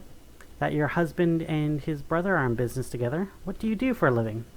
Well, I run the homeowners association, so it's a very busy job. Some days I have to get up early to get started. And some nights I'm not finished until 5 o'clock. And I'm too tired to make dinner. But you have to make sacrifices so your kids have better lives than you did, Helen said somewhat wistfully, looking away at the window. You have children? Well, no, not yet. We were planning on having kids after our careers were over, Helen said, looking back at Red. Red Prince shrugged and reached across the table to shake Helen's hand. Well, thank you for answering my questions. I'm going to go back to the office and speak to the police. I think we can set up a trap for the killer tomorrow night, Red told Helen. Normally, one doesn't share their plan for catching criminals with civilians, let alone civilians suspected of being criminals. However, what Red was doing was trying to set her up to get worried, rush her choices, and most importantly, make a mistake. Since Red Prince wasn't working for the police, it couldn't be construed as entrapment. But still, just in case, she had to do this in such a way that if she was wrong, and Helen was innocent, that with this information, Helen wouldn't do anything with it, and nothing would happen. Helen's face turned pale, and she swallowed. She then led Red to the door. Well, I'm sure you'll catch the man responsible for this, and take him to justice. Just remember to consider all the people who live around the house when taking him in. So be careful and stay safe, Helen said, when Red was outside shutting the door rather loudly in her face. Red shrugged and began to walk over to the haunted house across the street. Her plan was now in fruition.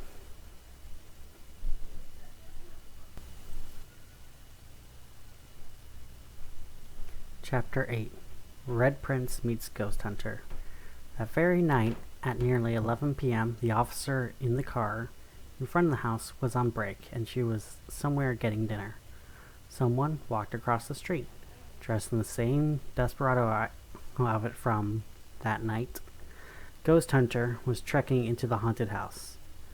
Normally, he wouldn't rush in like this, but sadly his client was very insistent it had to be done tonight, or else he would be trapped by the police tomorrow. And as much as he didn't like it, Ghost Hunter was enough of a professional to, begrudgingly, follow his client's directions. If she wanted Tiffany killed tonight, he would do his best to go through with it. Still, though, if things got too hot, he was going to run. She didn't pay him nearly enough to fight the police. Inside the home, Ghost Hunter could smell that the air felt cleaner and there was less negative energy in the house. But he knew that there were 2 less ghosts in the house, so it would feel more welcoming. Still, he would need to find Tiffany. He had a bullet with her name on it. Putting the bullet marked Tiffany in his pistol to the right, he also checked the pistol in his left holster. This one had lead bullets, just in case the investigator who was trying to find him decided to play an early visit. Ghost Hunter continued to take his careful steps up the stairs, still avoiding the holes and creaks in the floorboards, but also avoiding the police caution tape. Still easy to avoid. Standing just outside Tiffany's room, Ghost Hunter removed the pistol on his right holster, and as he posed to open the door, the door behind him creaked open. Turning on his heel and pointing the ghost-killing gun at his new target, instead of seeing the crying ghost, Tiffany Riley, he saw a Red Prince. She was standing in the doorway, sipping on a latte.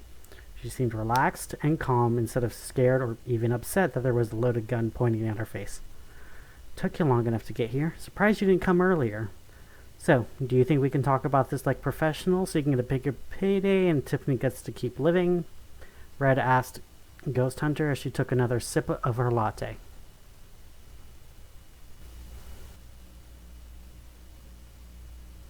Chapter 9. Red Prince versus the Ghost Hunter.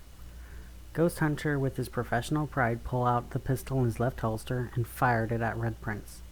The bullet flew through her latte, causing the coffee to spill all over the ground and all over Red. She threw her hands up in frustration and an exasperated sigh. God, that cost me 5 centi. Are you trying to make me lose money? Red asked him.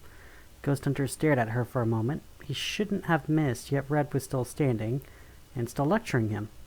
Maybe the jacket was bulletproof. He adjusted the pistol and aimed for her forehead. Another bang, and a wet spot appeared on Red's forehead. Water dripped down, following her scar. She lifted her finger to wag at him like she was scolding him. How was she still standing? What happened to his bullet? Did she somehow transmute it into water? Clearly a new plan of attack was going to be needed. Well, if you're so desperate to throw things away, you might as well just throw your bullets down. It would be less wasteful that way, Red told him, her arms crossed. Ghost Hunter responded by aiming his gun directly at her feet and firing twice near her where her feet were resting. If you're expecting me to be less bulletproof there, I'm afraid you are sorely mistaken, and you didn't even hit me, Red said, taunting him. She was confident she had him beaten. She'd given him a chance at a fair shot, and now she was going to hold all the cards. I wasn't aiming for you, Ghost Hunter said, as the creaking of the house got a lot louder near Red. Looking down, she noticed that the areas that were shot next to her feet were the supports of the floor she was standing on. Oh, she said, just as the floor finally gave out, and Red Prince came flying through the ceiling of the first floor, collapsing onto a pile of wood. She was still moving among the debris, but her forehead had a cut now, rich crimson spilling onto her jacket, face, and neck. Red lifted her hand to her head and removed it to see that the warm liquid was indeed blood and not water. Are you still alive? Ghost Hunter called down from the new hole in the upstairs, down to Red Prince. Vinland! The confused Red Prince yelled back up to Ghost Hunter. He shrugged and said to himself, She's fine. She'll get better after you take care of Tiffany. Ghost Hunter told himself as he opened the door to Tiffany's bedroom. Unlike last time, there was no cold. The closet door was open, but there's nothing inside. Now angry at having his time wasted, Ghost Hunter punched the door and it broke into pieces. Huh. Cheap door, he muttered to himself. As he traveled downstairs and he saw that Red Prince was starting to get up from the woodpile.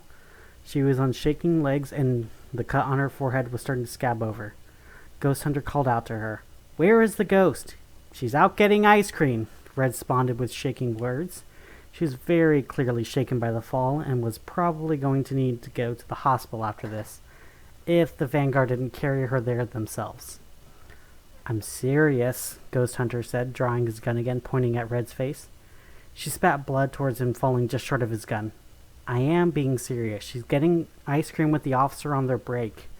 I wanted to talk to you and resolve this peacefully without violence, Red said, spreading her arms out wide, showing that she had no weapons, and even after falling through a floor, she was still willing to be diplomatic about it all.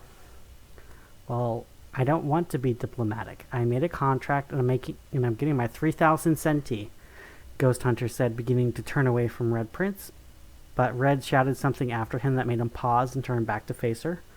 Wouldn't you rather have 2,100,000 centi? Red said. Ghost Hunter approached slowly. He wasn't sure if he heard her correctly, or even if he did hear her correctly, if she was being honest. People will do anything to save their lives, including lying or deception.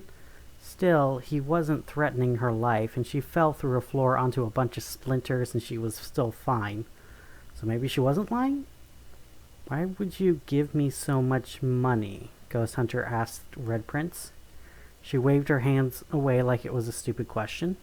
Still wobbling a little bit, but standing better than she was earlier, Red answered his questions. I'm not giving you that money. Helen has your money. Do you know how much money she was planning on making this scheme? 8,400,000 centi from selling all of those houses around us. She paid you maybe 14,400 centi to remove some ghosts, and she was going to make enough money to comfortably retire for the rest of her life. You were going to earn less than 1/10% of what she was making. Tell me, is that fair to you? Red asked him. Clearly, Ghost Hunter was uncomfortable.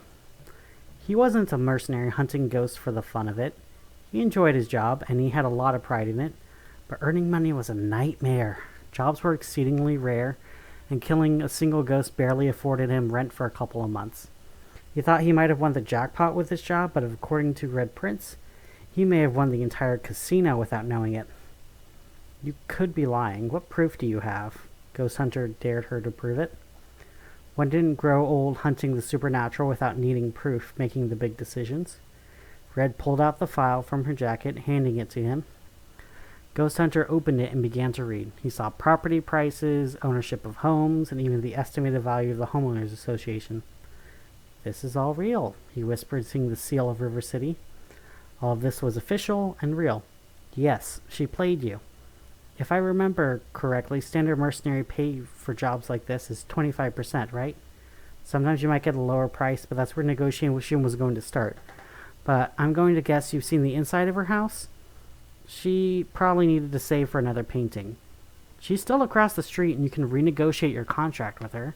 You can still get paid and get away, and she can take the fall for you instead of you taking it for her. Red finished cleaning up her wound with a cleaning wipe that she keeps in her jacket pocket. Ghost Hunter was clearly evaluating the risk versus the reward of such an action.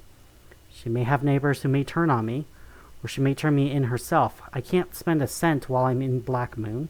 Hell, I can't do anything on Black Moon except try not to die. On top of that, what's to keep you, the detective, from just reporting me to RCPD? He said, crossing one arm and the other laying on his side. He clearly had very little trust in other people who he had just met and tried to kill. Red understood the thought process. It made sense. First, she has no neighbors. She owns all the houses and she's refusing to rent them out because she wants to make more money by selling them with the haunted house repossessed. Red said with a giggle at the end, and Ghost Hunter cracked a smile beneath his bandana from the intentional play on words. And why would she call the police on you?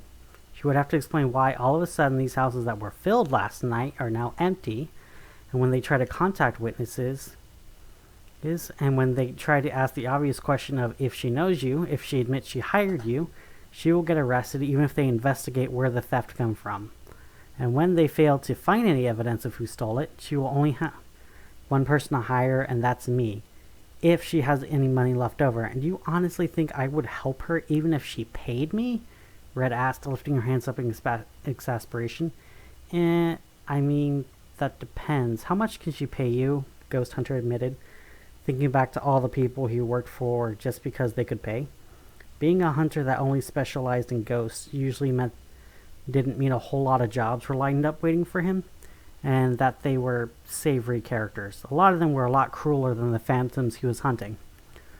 Not as much as I'm getting from turning in her husband, Gary, Red said with no small amount of pride, thinking about her payday from his bounty. RCPD was always happy to hop when they heard the magic words fine or fee, and usually happy to part with a few centi to help to anyone who helped them to find someone to charge. Gary Gunderson? That idiot is who she's married to? Ghost Hunter said, his jaw dropping beneath his bandana. Red nodded and sighed, thinking to herself that maybe Ghost Hunter was not much of a hunter after all, if he missed such an obvious things. Yes, let me guess. She recommended his gun shop because they had silver bullets? I can neither confirm nor deny the answer to that question.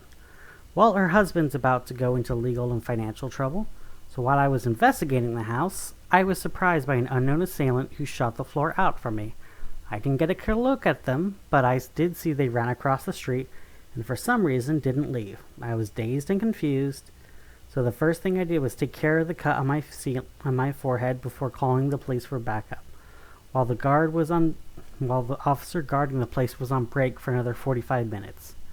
Oh wow, I was so dazed I must have been knocked out for a while. I only managed to call for help when the police had 15 minutes left of the break. When the police come by, they can happen to find that the home of the homeowners association had the bullets engraved with the name of the parents, the gun that shot them, both of which the husband recorded as sold, but somehow to someone who doesn't exist and wasn't background checked without a proper invoice. So suddenly their argument that someone else did it becomes a lot less valid. Even if they argue they paid someone else to do it, it looks very suspicious because the gun came from his shop. The only fingerprints on it are his own, and the only evidence that it's someone else's is his own word. Knowing how people like her think, she probably keeps all of the money she wants to spend on illegal things in specie rather than trust a bank. Not knowing that to keep cash in specie means that only one robbery can leave you empty and in debt. All the evidence stacked against her and her husband for a crime they certainly committed, financial struggles, no assets to use as collateral, and now all these empty homes to sell on the cheap and a haunted house as a public park? No one is going to believe her when she said a cowboy she hired robbed her. Red finished, and Ghost Hunter was looking out of the house, clearly following everything that was going on. He knew that he could get away with it, and that he would be done with his work. He reached into his pockets and pulled out a business card to hand to her.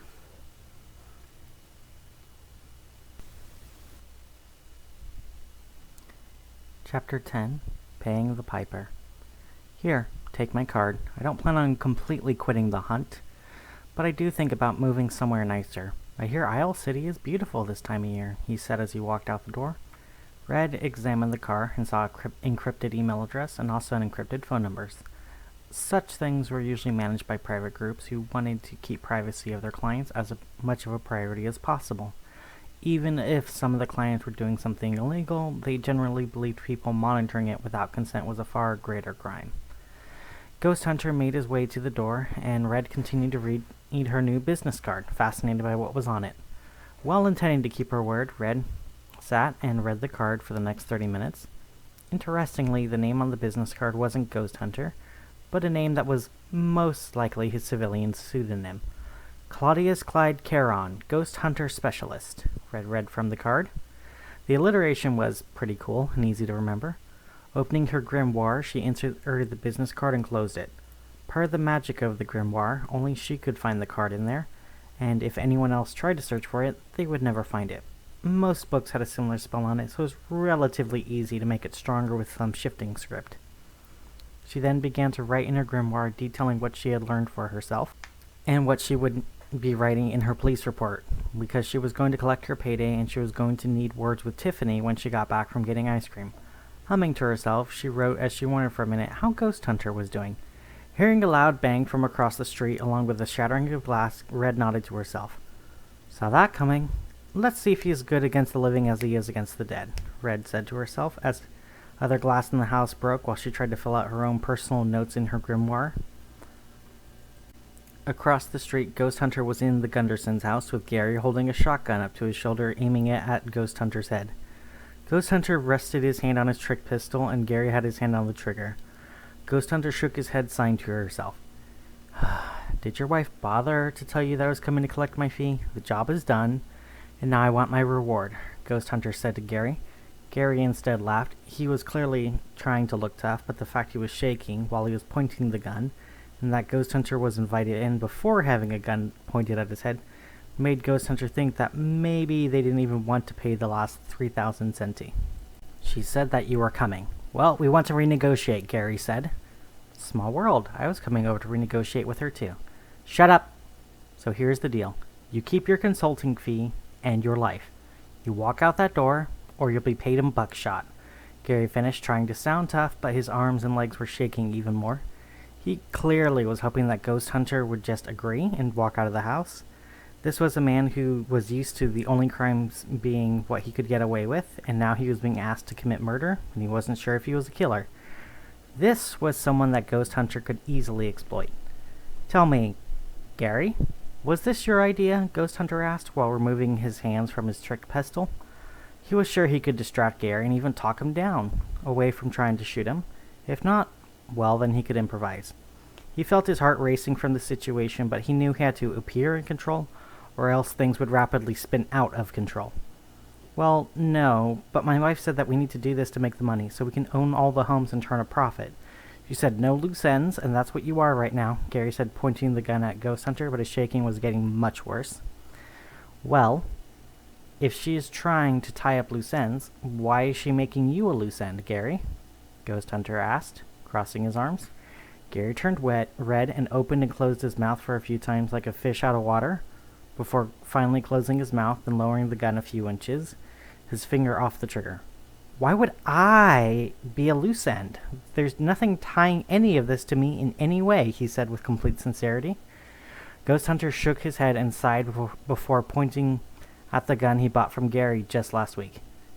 Gary, I bought the gun that killed the ghost from you. The bullets are from you, and the inscribing is from you. If you kill me, then the entire crime is all on you, because then there is no witness to state who hired me. And then your wife can pin it all on you. She doesn't have to pay more than 5,000 centi, and she gets a free divorce from you. She gets to own your business, and she gets to own all the homes. Think for a moment. I bet your wife isn't even in the house right now, is she? Well, no, but that's not because she wanted to pin it all on me. Why isn't she in the house then? She went to go get milk. When? About 8 hours ago, after she talked to the detective.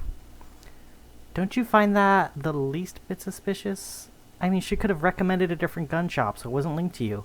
Or you could run a background check so at the very least you could have made the argument that it was sold legally. Or hell, you could have even at least made an invoice to track the fact the gun was sold, therefore not your fault. With all of that in mind, how are you going to get out of trouble with the police? Ghost Hunter finished, and Gary lowered his gun for a second before lifting it up and pointing it at Ghost Hunter. I love my wife. I trust my wife. So you must be lying, Gary said as he lifted the gun and fired exactly where Ghost Hunter was just a moment ago.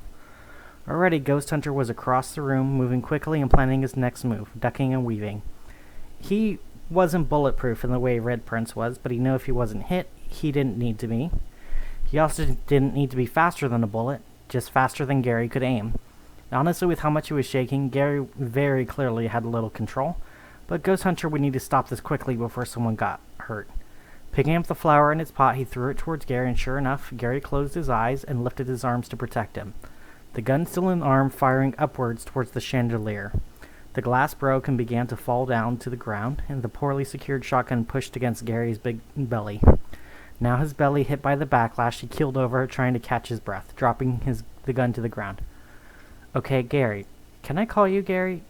This is why you don't close your eyes when pulling the trigger, and this is also why you don't stiff your hunter, Ghost Hunter said, reaching down and picking up the shotgun as he began to explore the house. I'm taking this away from you until you can act like a responsible adult. I don't suppose you could just tell me where your wife keeps your money, would you? He asked Gary. The gun shop and the owner only moaned in response, still in too much pain to respond. I didn't think so. Just stay here. You'll be fine after the police are called, when the detective wakes up from her little nap, Ghost Hunter said, remembering the long lie that Red Prince was trying to sell. Any chance of dealing with this diplomatically went out of the window when people started shooting at the windows. Now, if I was enough money to buy up the entire neighborhood, where would I be? Ghost Hunter asked himself as he began to search the house. First, he started by going into what was clearly the master bedroom by the size and the fact there were 2 bathrooms attached.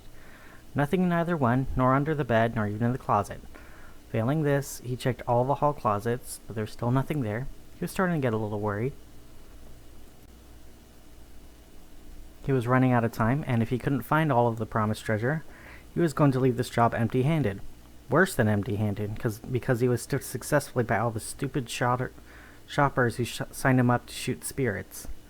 Checking finally in the study marked Helen's Study by the gold-plated nameplate above the door, he saw in the room was a large oak desk, a locked file drawer, a floor-to-ceiling safe, and even a laptop.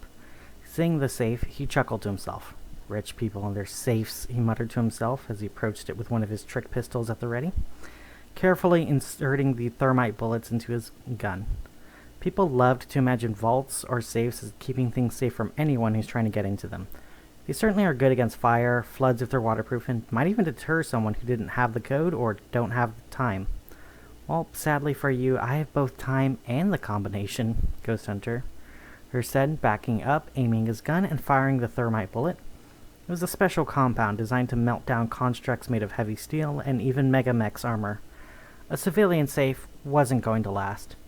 After 2 minutes, there was a hole burned through large enough for him to reach through. Giving it an extra minute to cool off, he reached inside and pushed the emergency release.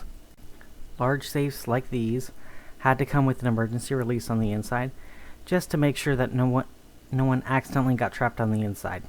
Now the safe was released open, and Ghost Hunter could see on the inside. Sure enough, on top of piles of important-looking paperwork was a large bank bag marked with a stylized AI. Shrugging, Ghost Hunter looked inside the bag and saw rolls upon rolls of auras. A single golden aura was worth 25 denarii, or 2,500 centi, and each roll contained 40 auras, so with 21 rolls of aura, it looked like Ghost Hunter's entire payment was in this convenient-to-carry bag. If you could call 50 pounds of gold convenient. Picking up his gold like a reverse St. Nicholas, Ghost Hunter made his way out to the front door, making sure to leave the shotgun in the study. Making it to the front door, he was crawling after him, still gasping, but now able to say a few words. "Don't. Please. Don't. You don't know how hard we worked for that money," he said, looking up at Ghost Hunter with tears in his eyes. Ghost Hunter paused for a moment, and he looked down, feeling pity. He was, after all, someone who tried so hard to stiff someone. "Tell you what, I'll give you some free advice. Get a divorce while you can," he said, removing a single denarius from his pocket and dropping it in front of Gary's outreaching hands. Taking the rest of his money, he opened the door and began to walk to his car to drive away without ever being seen.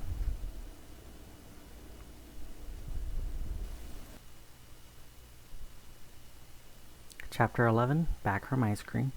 Long after Ghost Hunter left, Red called the cop who was on break. "Hello? Lieutenant? Hi, I think the assailant was here. He was wearing a mask and he shot the floor, causing me to fall through. And I think he ran across the street. I think I might have been knocked out for a while, but I'm not sure. Can you come back as soon as possible?" she asked the cop. She could audibly hear a sigh from the phone. "Do you think you're injured?" "I mean, my head was bleeding and I fell through the floor. I'm pretty sure I should be seen by a doctor," Red responded somewhat incredulously. She knew that Lieutenant hated doing paperwork, but she also knew if she didn't push the issue, Lieutenant would leave her bleeding out simply to avoid doing some extra paperwork. "You didn't answer my question. Do you think you're injured?" Lieutenant asked. "Yes, I'm injured. I was injured while consulting for RCPD, so I should be seen by a doctor as soon as possible. Yes, since I was working for RCPD during that time, so I am reporting it to you." Red Prince finished the routine. Not being the first time she was injured, and every time it was an uphill battle to report it, so the River City Police Department would just pay her for the time she was injured on the job. Fine, I'll run the paperwork, call for backup, get Vanguard over to you, and get the ghost back with her ice cream. Is there anything else you want, Your Highness?" Lieutenant asked her mockingly. Red knew she was being sarcastic, but she wanted to see if she could push her just a little bit farther and maybe get a giggle out of it. "Well, now that you mention it, River City Police Department has some really cool mugs. Do you think you can get me one?" Red Prince asked in her most serious voice. Even over the phone, she could imagine Lieutenant's face turning red and screaming internally, trying not to scream at her externally. "I'll see you soon, Red. Stay safe," Lieutenant said over the phone and hung up. Red wondered a bit idly if Lieutenant would actually get her a mug. At the ice cream shop, Lieutenant Louise Tennant closed her phone and put it in her chest pocket. Sighing, she took out her work phone and began to make other calls while sitting at the table with her Rocky Road ice cream in front of her and Tiffany sitting across from her. Tiffany, having been sealed away from the world for a century, she was in awe of lots of the things she saw around her. The lights that didn't buzz the way they did in the old days, the styles of dress that looked different from before, the young men who looked even better dressed than they were in her day. A lot of the men, and even the women walking by, seemed to be glancing at her as they walked by. More than once she waved as they walked by, which only seemed to shock people. She wasn't used to people looking at her in this way. Her memories of life were clearer, and she definitely remembered people mostly just looking over her, except for the times they looked at her like she was a monster. She remembered the stares and the hateful whispers and the not-so-whispers when she wore her first dress out of the store. That day her mother burned her dress and forced her to wear the same overalls all week. Even after that happened, people would still stare, or just ignore her altogether, sometimes at the same time, staring at her until she tried to speak to anyone. She did remember one person who treated her nicely, the same girl who bought her the dress from the store. She remembered helping her friend because she couldn't pay for anything. Tiffany was just happy to have company, and more than happy to part with a few centi to have someone to drink soda with. or to have someone who could buy a dress without attracting stares. After all this time in death, Tiffany still couldn't remember the girl's name, only the way that she smiled when she saw Tiffany. She also remembered reading books with her on a picnic blanket in the park, and how she told Tiffany that Tiffany fit her a lot better than Melvin ever did. After that time, Tiffany thought of herself as Tiffany in life, and after death, that is what she thought of herself as when she remembered that she still existed. Now she was kind of floating while in a sitting position, licking the ice cream that Lieutenant bought for her. She was shocked to see that was 3 whole centi, but she decided things must have gotten more expensive since she last went out for ice cream. Still, the taste on her tongue was welcome. It was warmer than her body temperature, so it reminded her of a pastry that moved very slowly, kind of like a warm jam from the oven. She wasn't sure why she was still able to exist, but she got strawberry ice cream, and it was one of the best things she ever ate in her existence. "Why do you think I can still eat?" Tiffany asked Lieutenant while she was on her funny little box. The police officer just waved at her like she wasn't interested in talking about it with her, let alone listening to her question. Well, thank you for the ice cream," she tried instead. Lieutenant waved again in a slightly different way at a different speed. Maybe as a means of acknowledgement? So, deciding to try something different, she waited until Lieutenant put away her funny little box. Licking her ice cream and tasting the strawberry cream, she waited until Lieutenant was done. When he finally put away her box, Tiffany was done with her ice cream, and she was sitting there quietly, not even making a whisper. Lieutenant sighed and leaned back, rubbing her eyes beneath her glasses. Is everything okay?" she asked Lou. She jerked forward, eyes snapping forward and letting out a small yelp. "Hey! Don't surprise people like that. Why are you so quiet?" Well, I didn't mean to surprise you. I was quiet because you seemed busy on your little box. Ghosts can be quieter because we don't need to breathe. We don't have a heartbeat. And even though we have those little twitches, it doesn't necessarily affect the physical world. So it doesn't make any noises, Tiffany explained. "Do you understand the concept of a rhetorical question?" Lou asked Tiffany. "Isn't that where people ask questions they don't want an answer for?" "Yes." Was that a rhetorical question?" "Also yes." I'm sorry. It's fine. Just more paperwork for me. Let's get you to your home. Red Prince thinks she found the killer. That's great news," Tiffany said, standing up. She floated along while Lieutenant walked to the car, carrying her mostly melted ice cream, trying to slurp it and open the car at the same time. After failing a few times to open the door with one hand, Tiffany reached through the door instead and pulled on the lever to open the door. There you go, Lieutenant," she said with a small smile. The officer looked at her key and then at the ghost before shrugging and nodding. "Thank you, Tiffany. Now get in the seat," Lou said as Tiffany floated through the car before taking a seat in the passenger side. As Lieutenant began to drive them to the house, her siren and lights on, she decided she had to know. "How do you float through objects one moment and then you're solid the next moment?" Lieutenant asked, genuinely curious. Tiffany turned to her, and after a moment of not being sure, she asked her own question in turn. Is that a rhetorical question?" "No, it isn't." I'm not sure.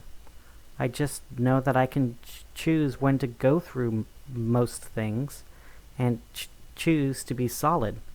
Some things are always solid to me, even if I don't want it to be.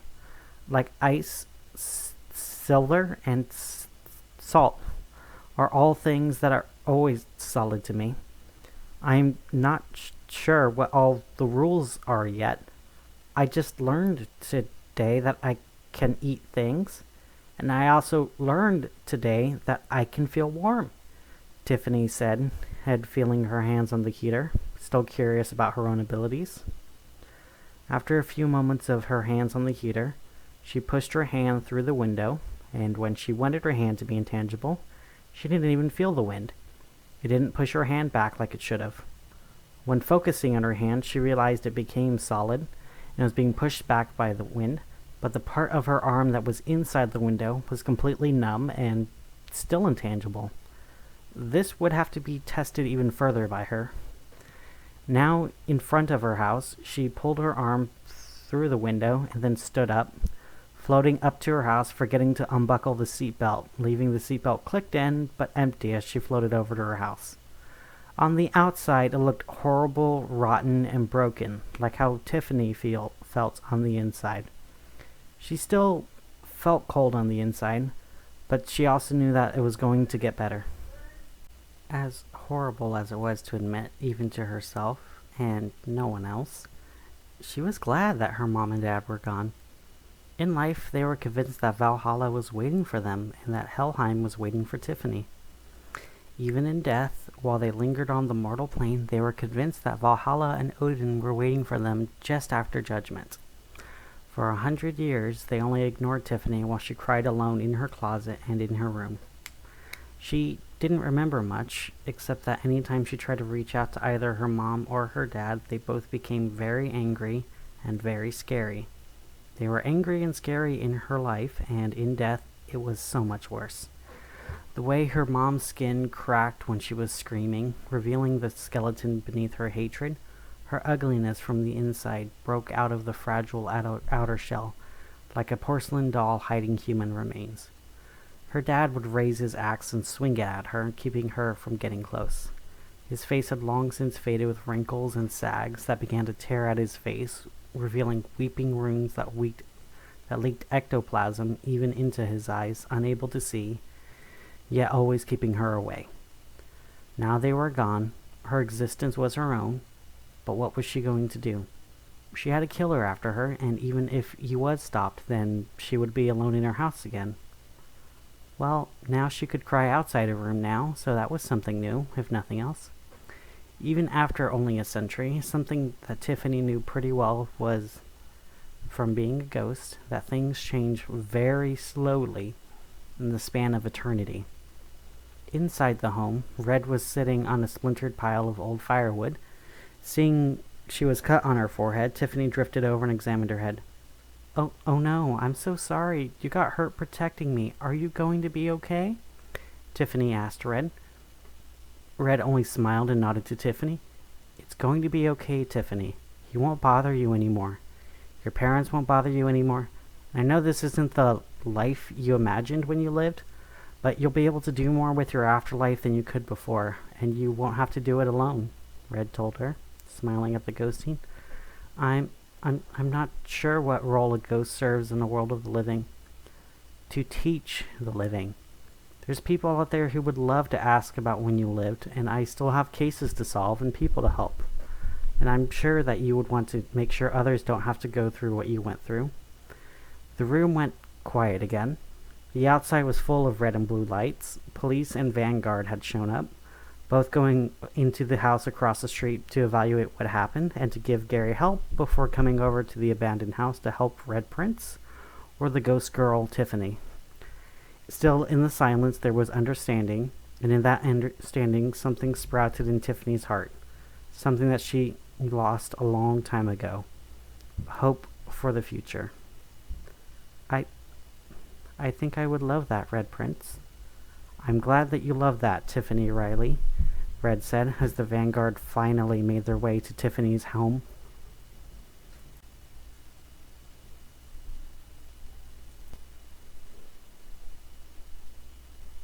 Chapter 12. Epilogue. The police were called by Red Prince long after Ghost Hunter drove away with his payday, while filing the report that an unknown masked assailant attacked her in the house and ran across the street and didn't leave. The police investigated the home and found Gary laying on the ground, covered in glass from the things he shot with his shotgun.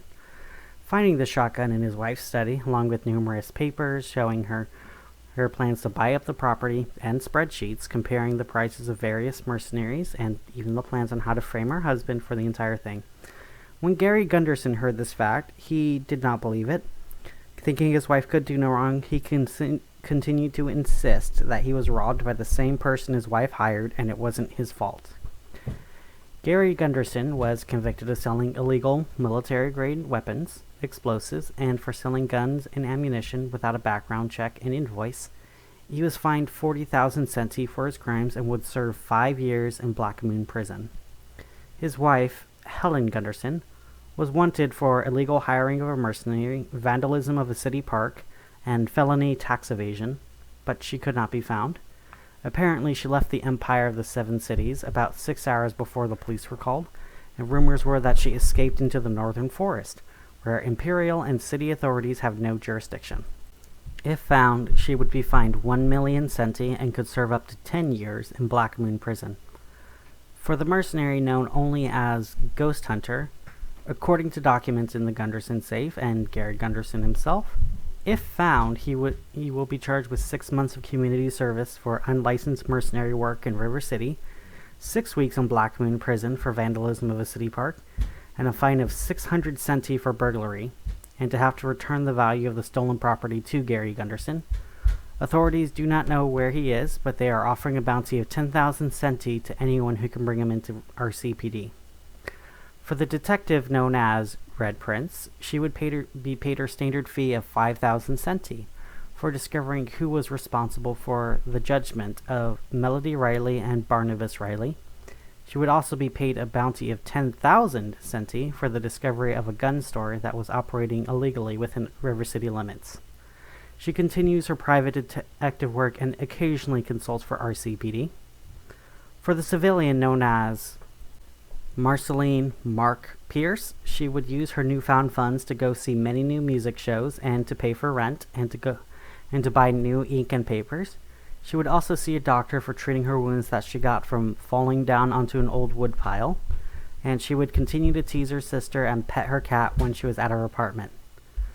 The ghosts, Melody and Barnabas Riley, were sent to judgment.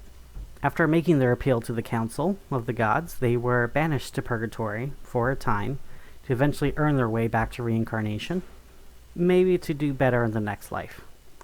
The ghost Tiffany Riley would inherit her now officially dead parents' property. She would have it restored to its former glory, and now she serves as its tour guide and historian, where she takes donations to give to charities for those who are lost. She still remains friends with both the Red Prince and Marceline Pierce to this day, often serving as an advisor, but even more often just joining in. The demon cat known as Tenebris Stellaris would eventually catch the fairy Falling Grace. He would proceed to lick her head for 24 minutes and 18 seconds before she escaped. He then proceeded to take a nap during the day and run around the apartment all night trying to do parkour. The fairy Falling Grace would escape from her captor's paws and then take a shower. After the shower, she would post pictures on Share My Day and proceed to make more money than her sister. The biker gang, known as Devil Hunters, would eventually escape Pandemonium after being trapped there by the demon Faunus for a total of 15 minutes. After their 15 minutes of hell, they quit their various jobs and left to join a group of monks in Cathedral City. They would become known as the best tattoo artists in the monastery. The demon Faunus and his adopted daughter Flora would continue to be bouncers for the Stagger Inn.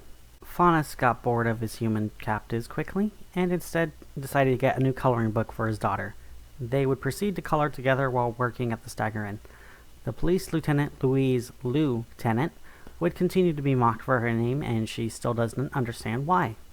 She would get an RCPD mug for Red Prince and leave it for her at the hospital. Red Prince, in turn, sent her a bouquet of flowers as a gift afterwards. After closing the case file for this one, she would proceed to go to other cases, wondering how many of them she would mark as unsolvable, and moving on so she can go home. She still hasn't gone home to this day. The Ifrit, known only as Shadow Snake, escaped into the woods, where he spends every night as flameless smoke, and every day he would relax as a snake in the sun. He is still happy with his choice to this day. The two witches, briefly mentioned in the bar, would continue to go on to become successful makers of both cheese and beer. Selling both of these commodities to Stagger Inn, they would find moderate success and great happiness. The food runner would continue to run food and clean tables, Sometimes he would even pause and wonder if he even had a name, or if he just existed in the stagger inn to work. When he ate his next bite of mozzarella sticks, he realized that he really didn't care. As for the now empty homes with no legal owner, these were ceded to the government of River City, who sold all of these homes at auction for a total of 5 centi and a latte to the wealthy businessman Alexander Isaacs.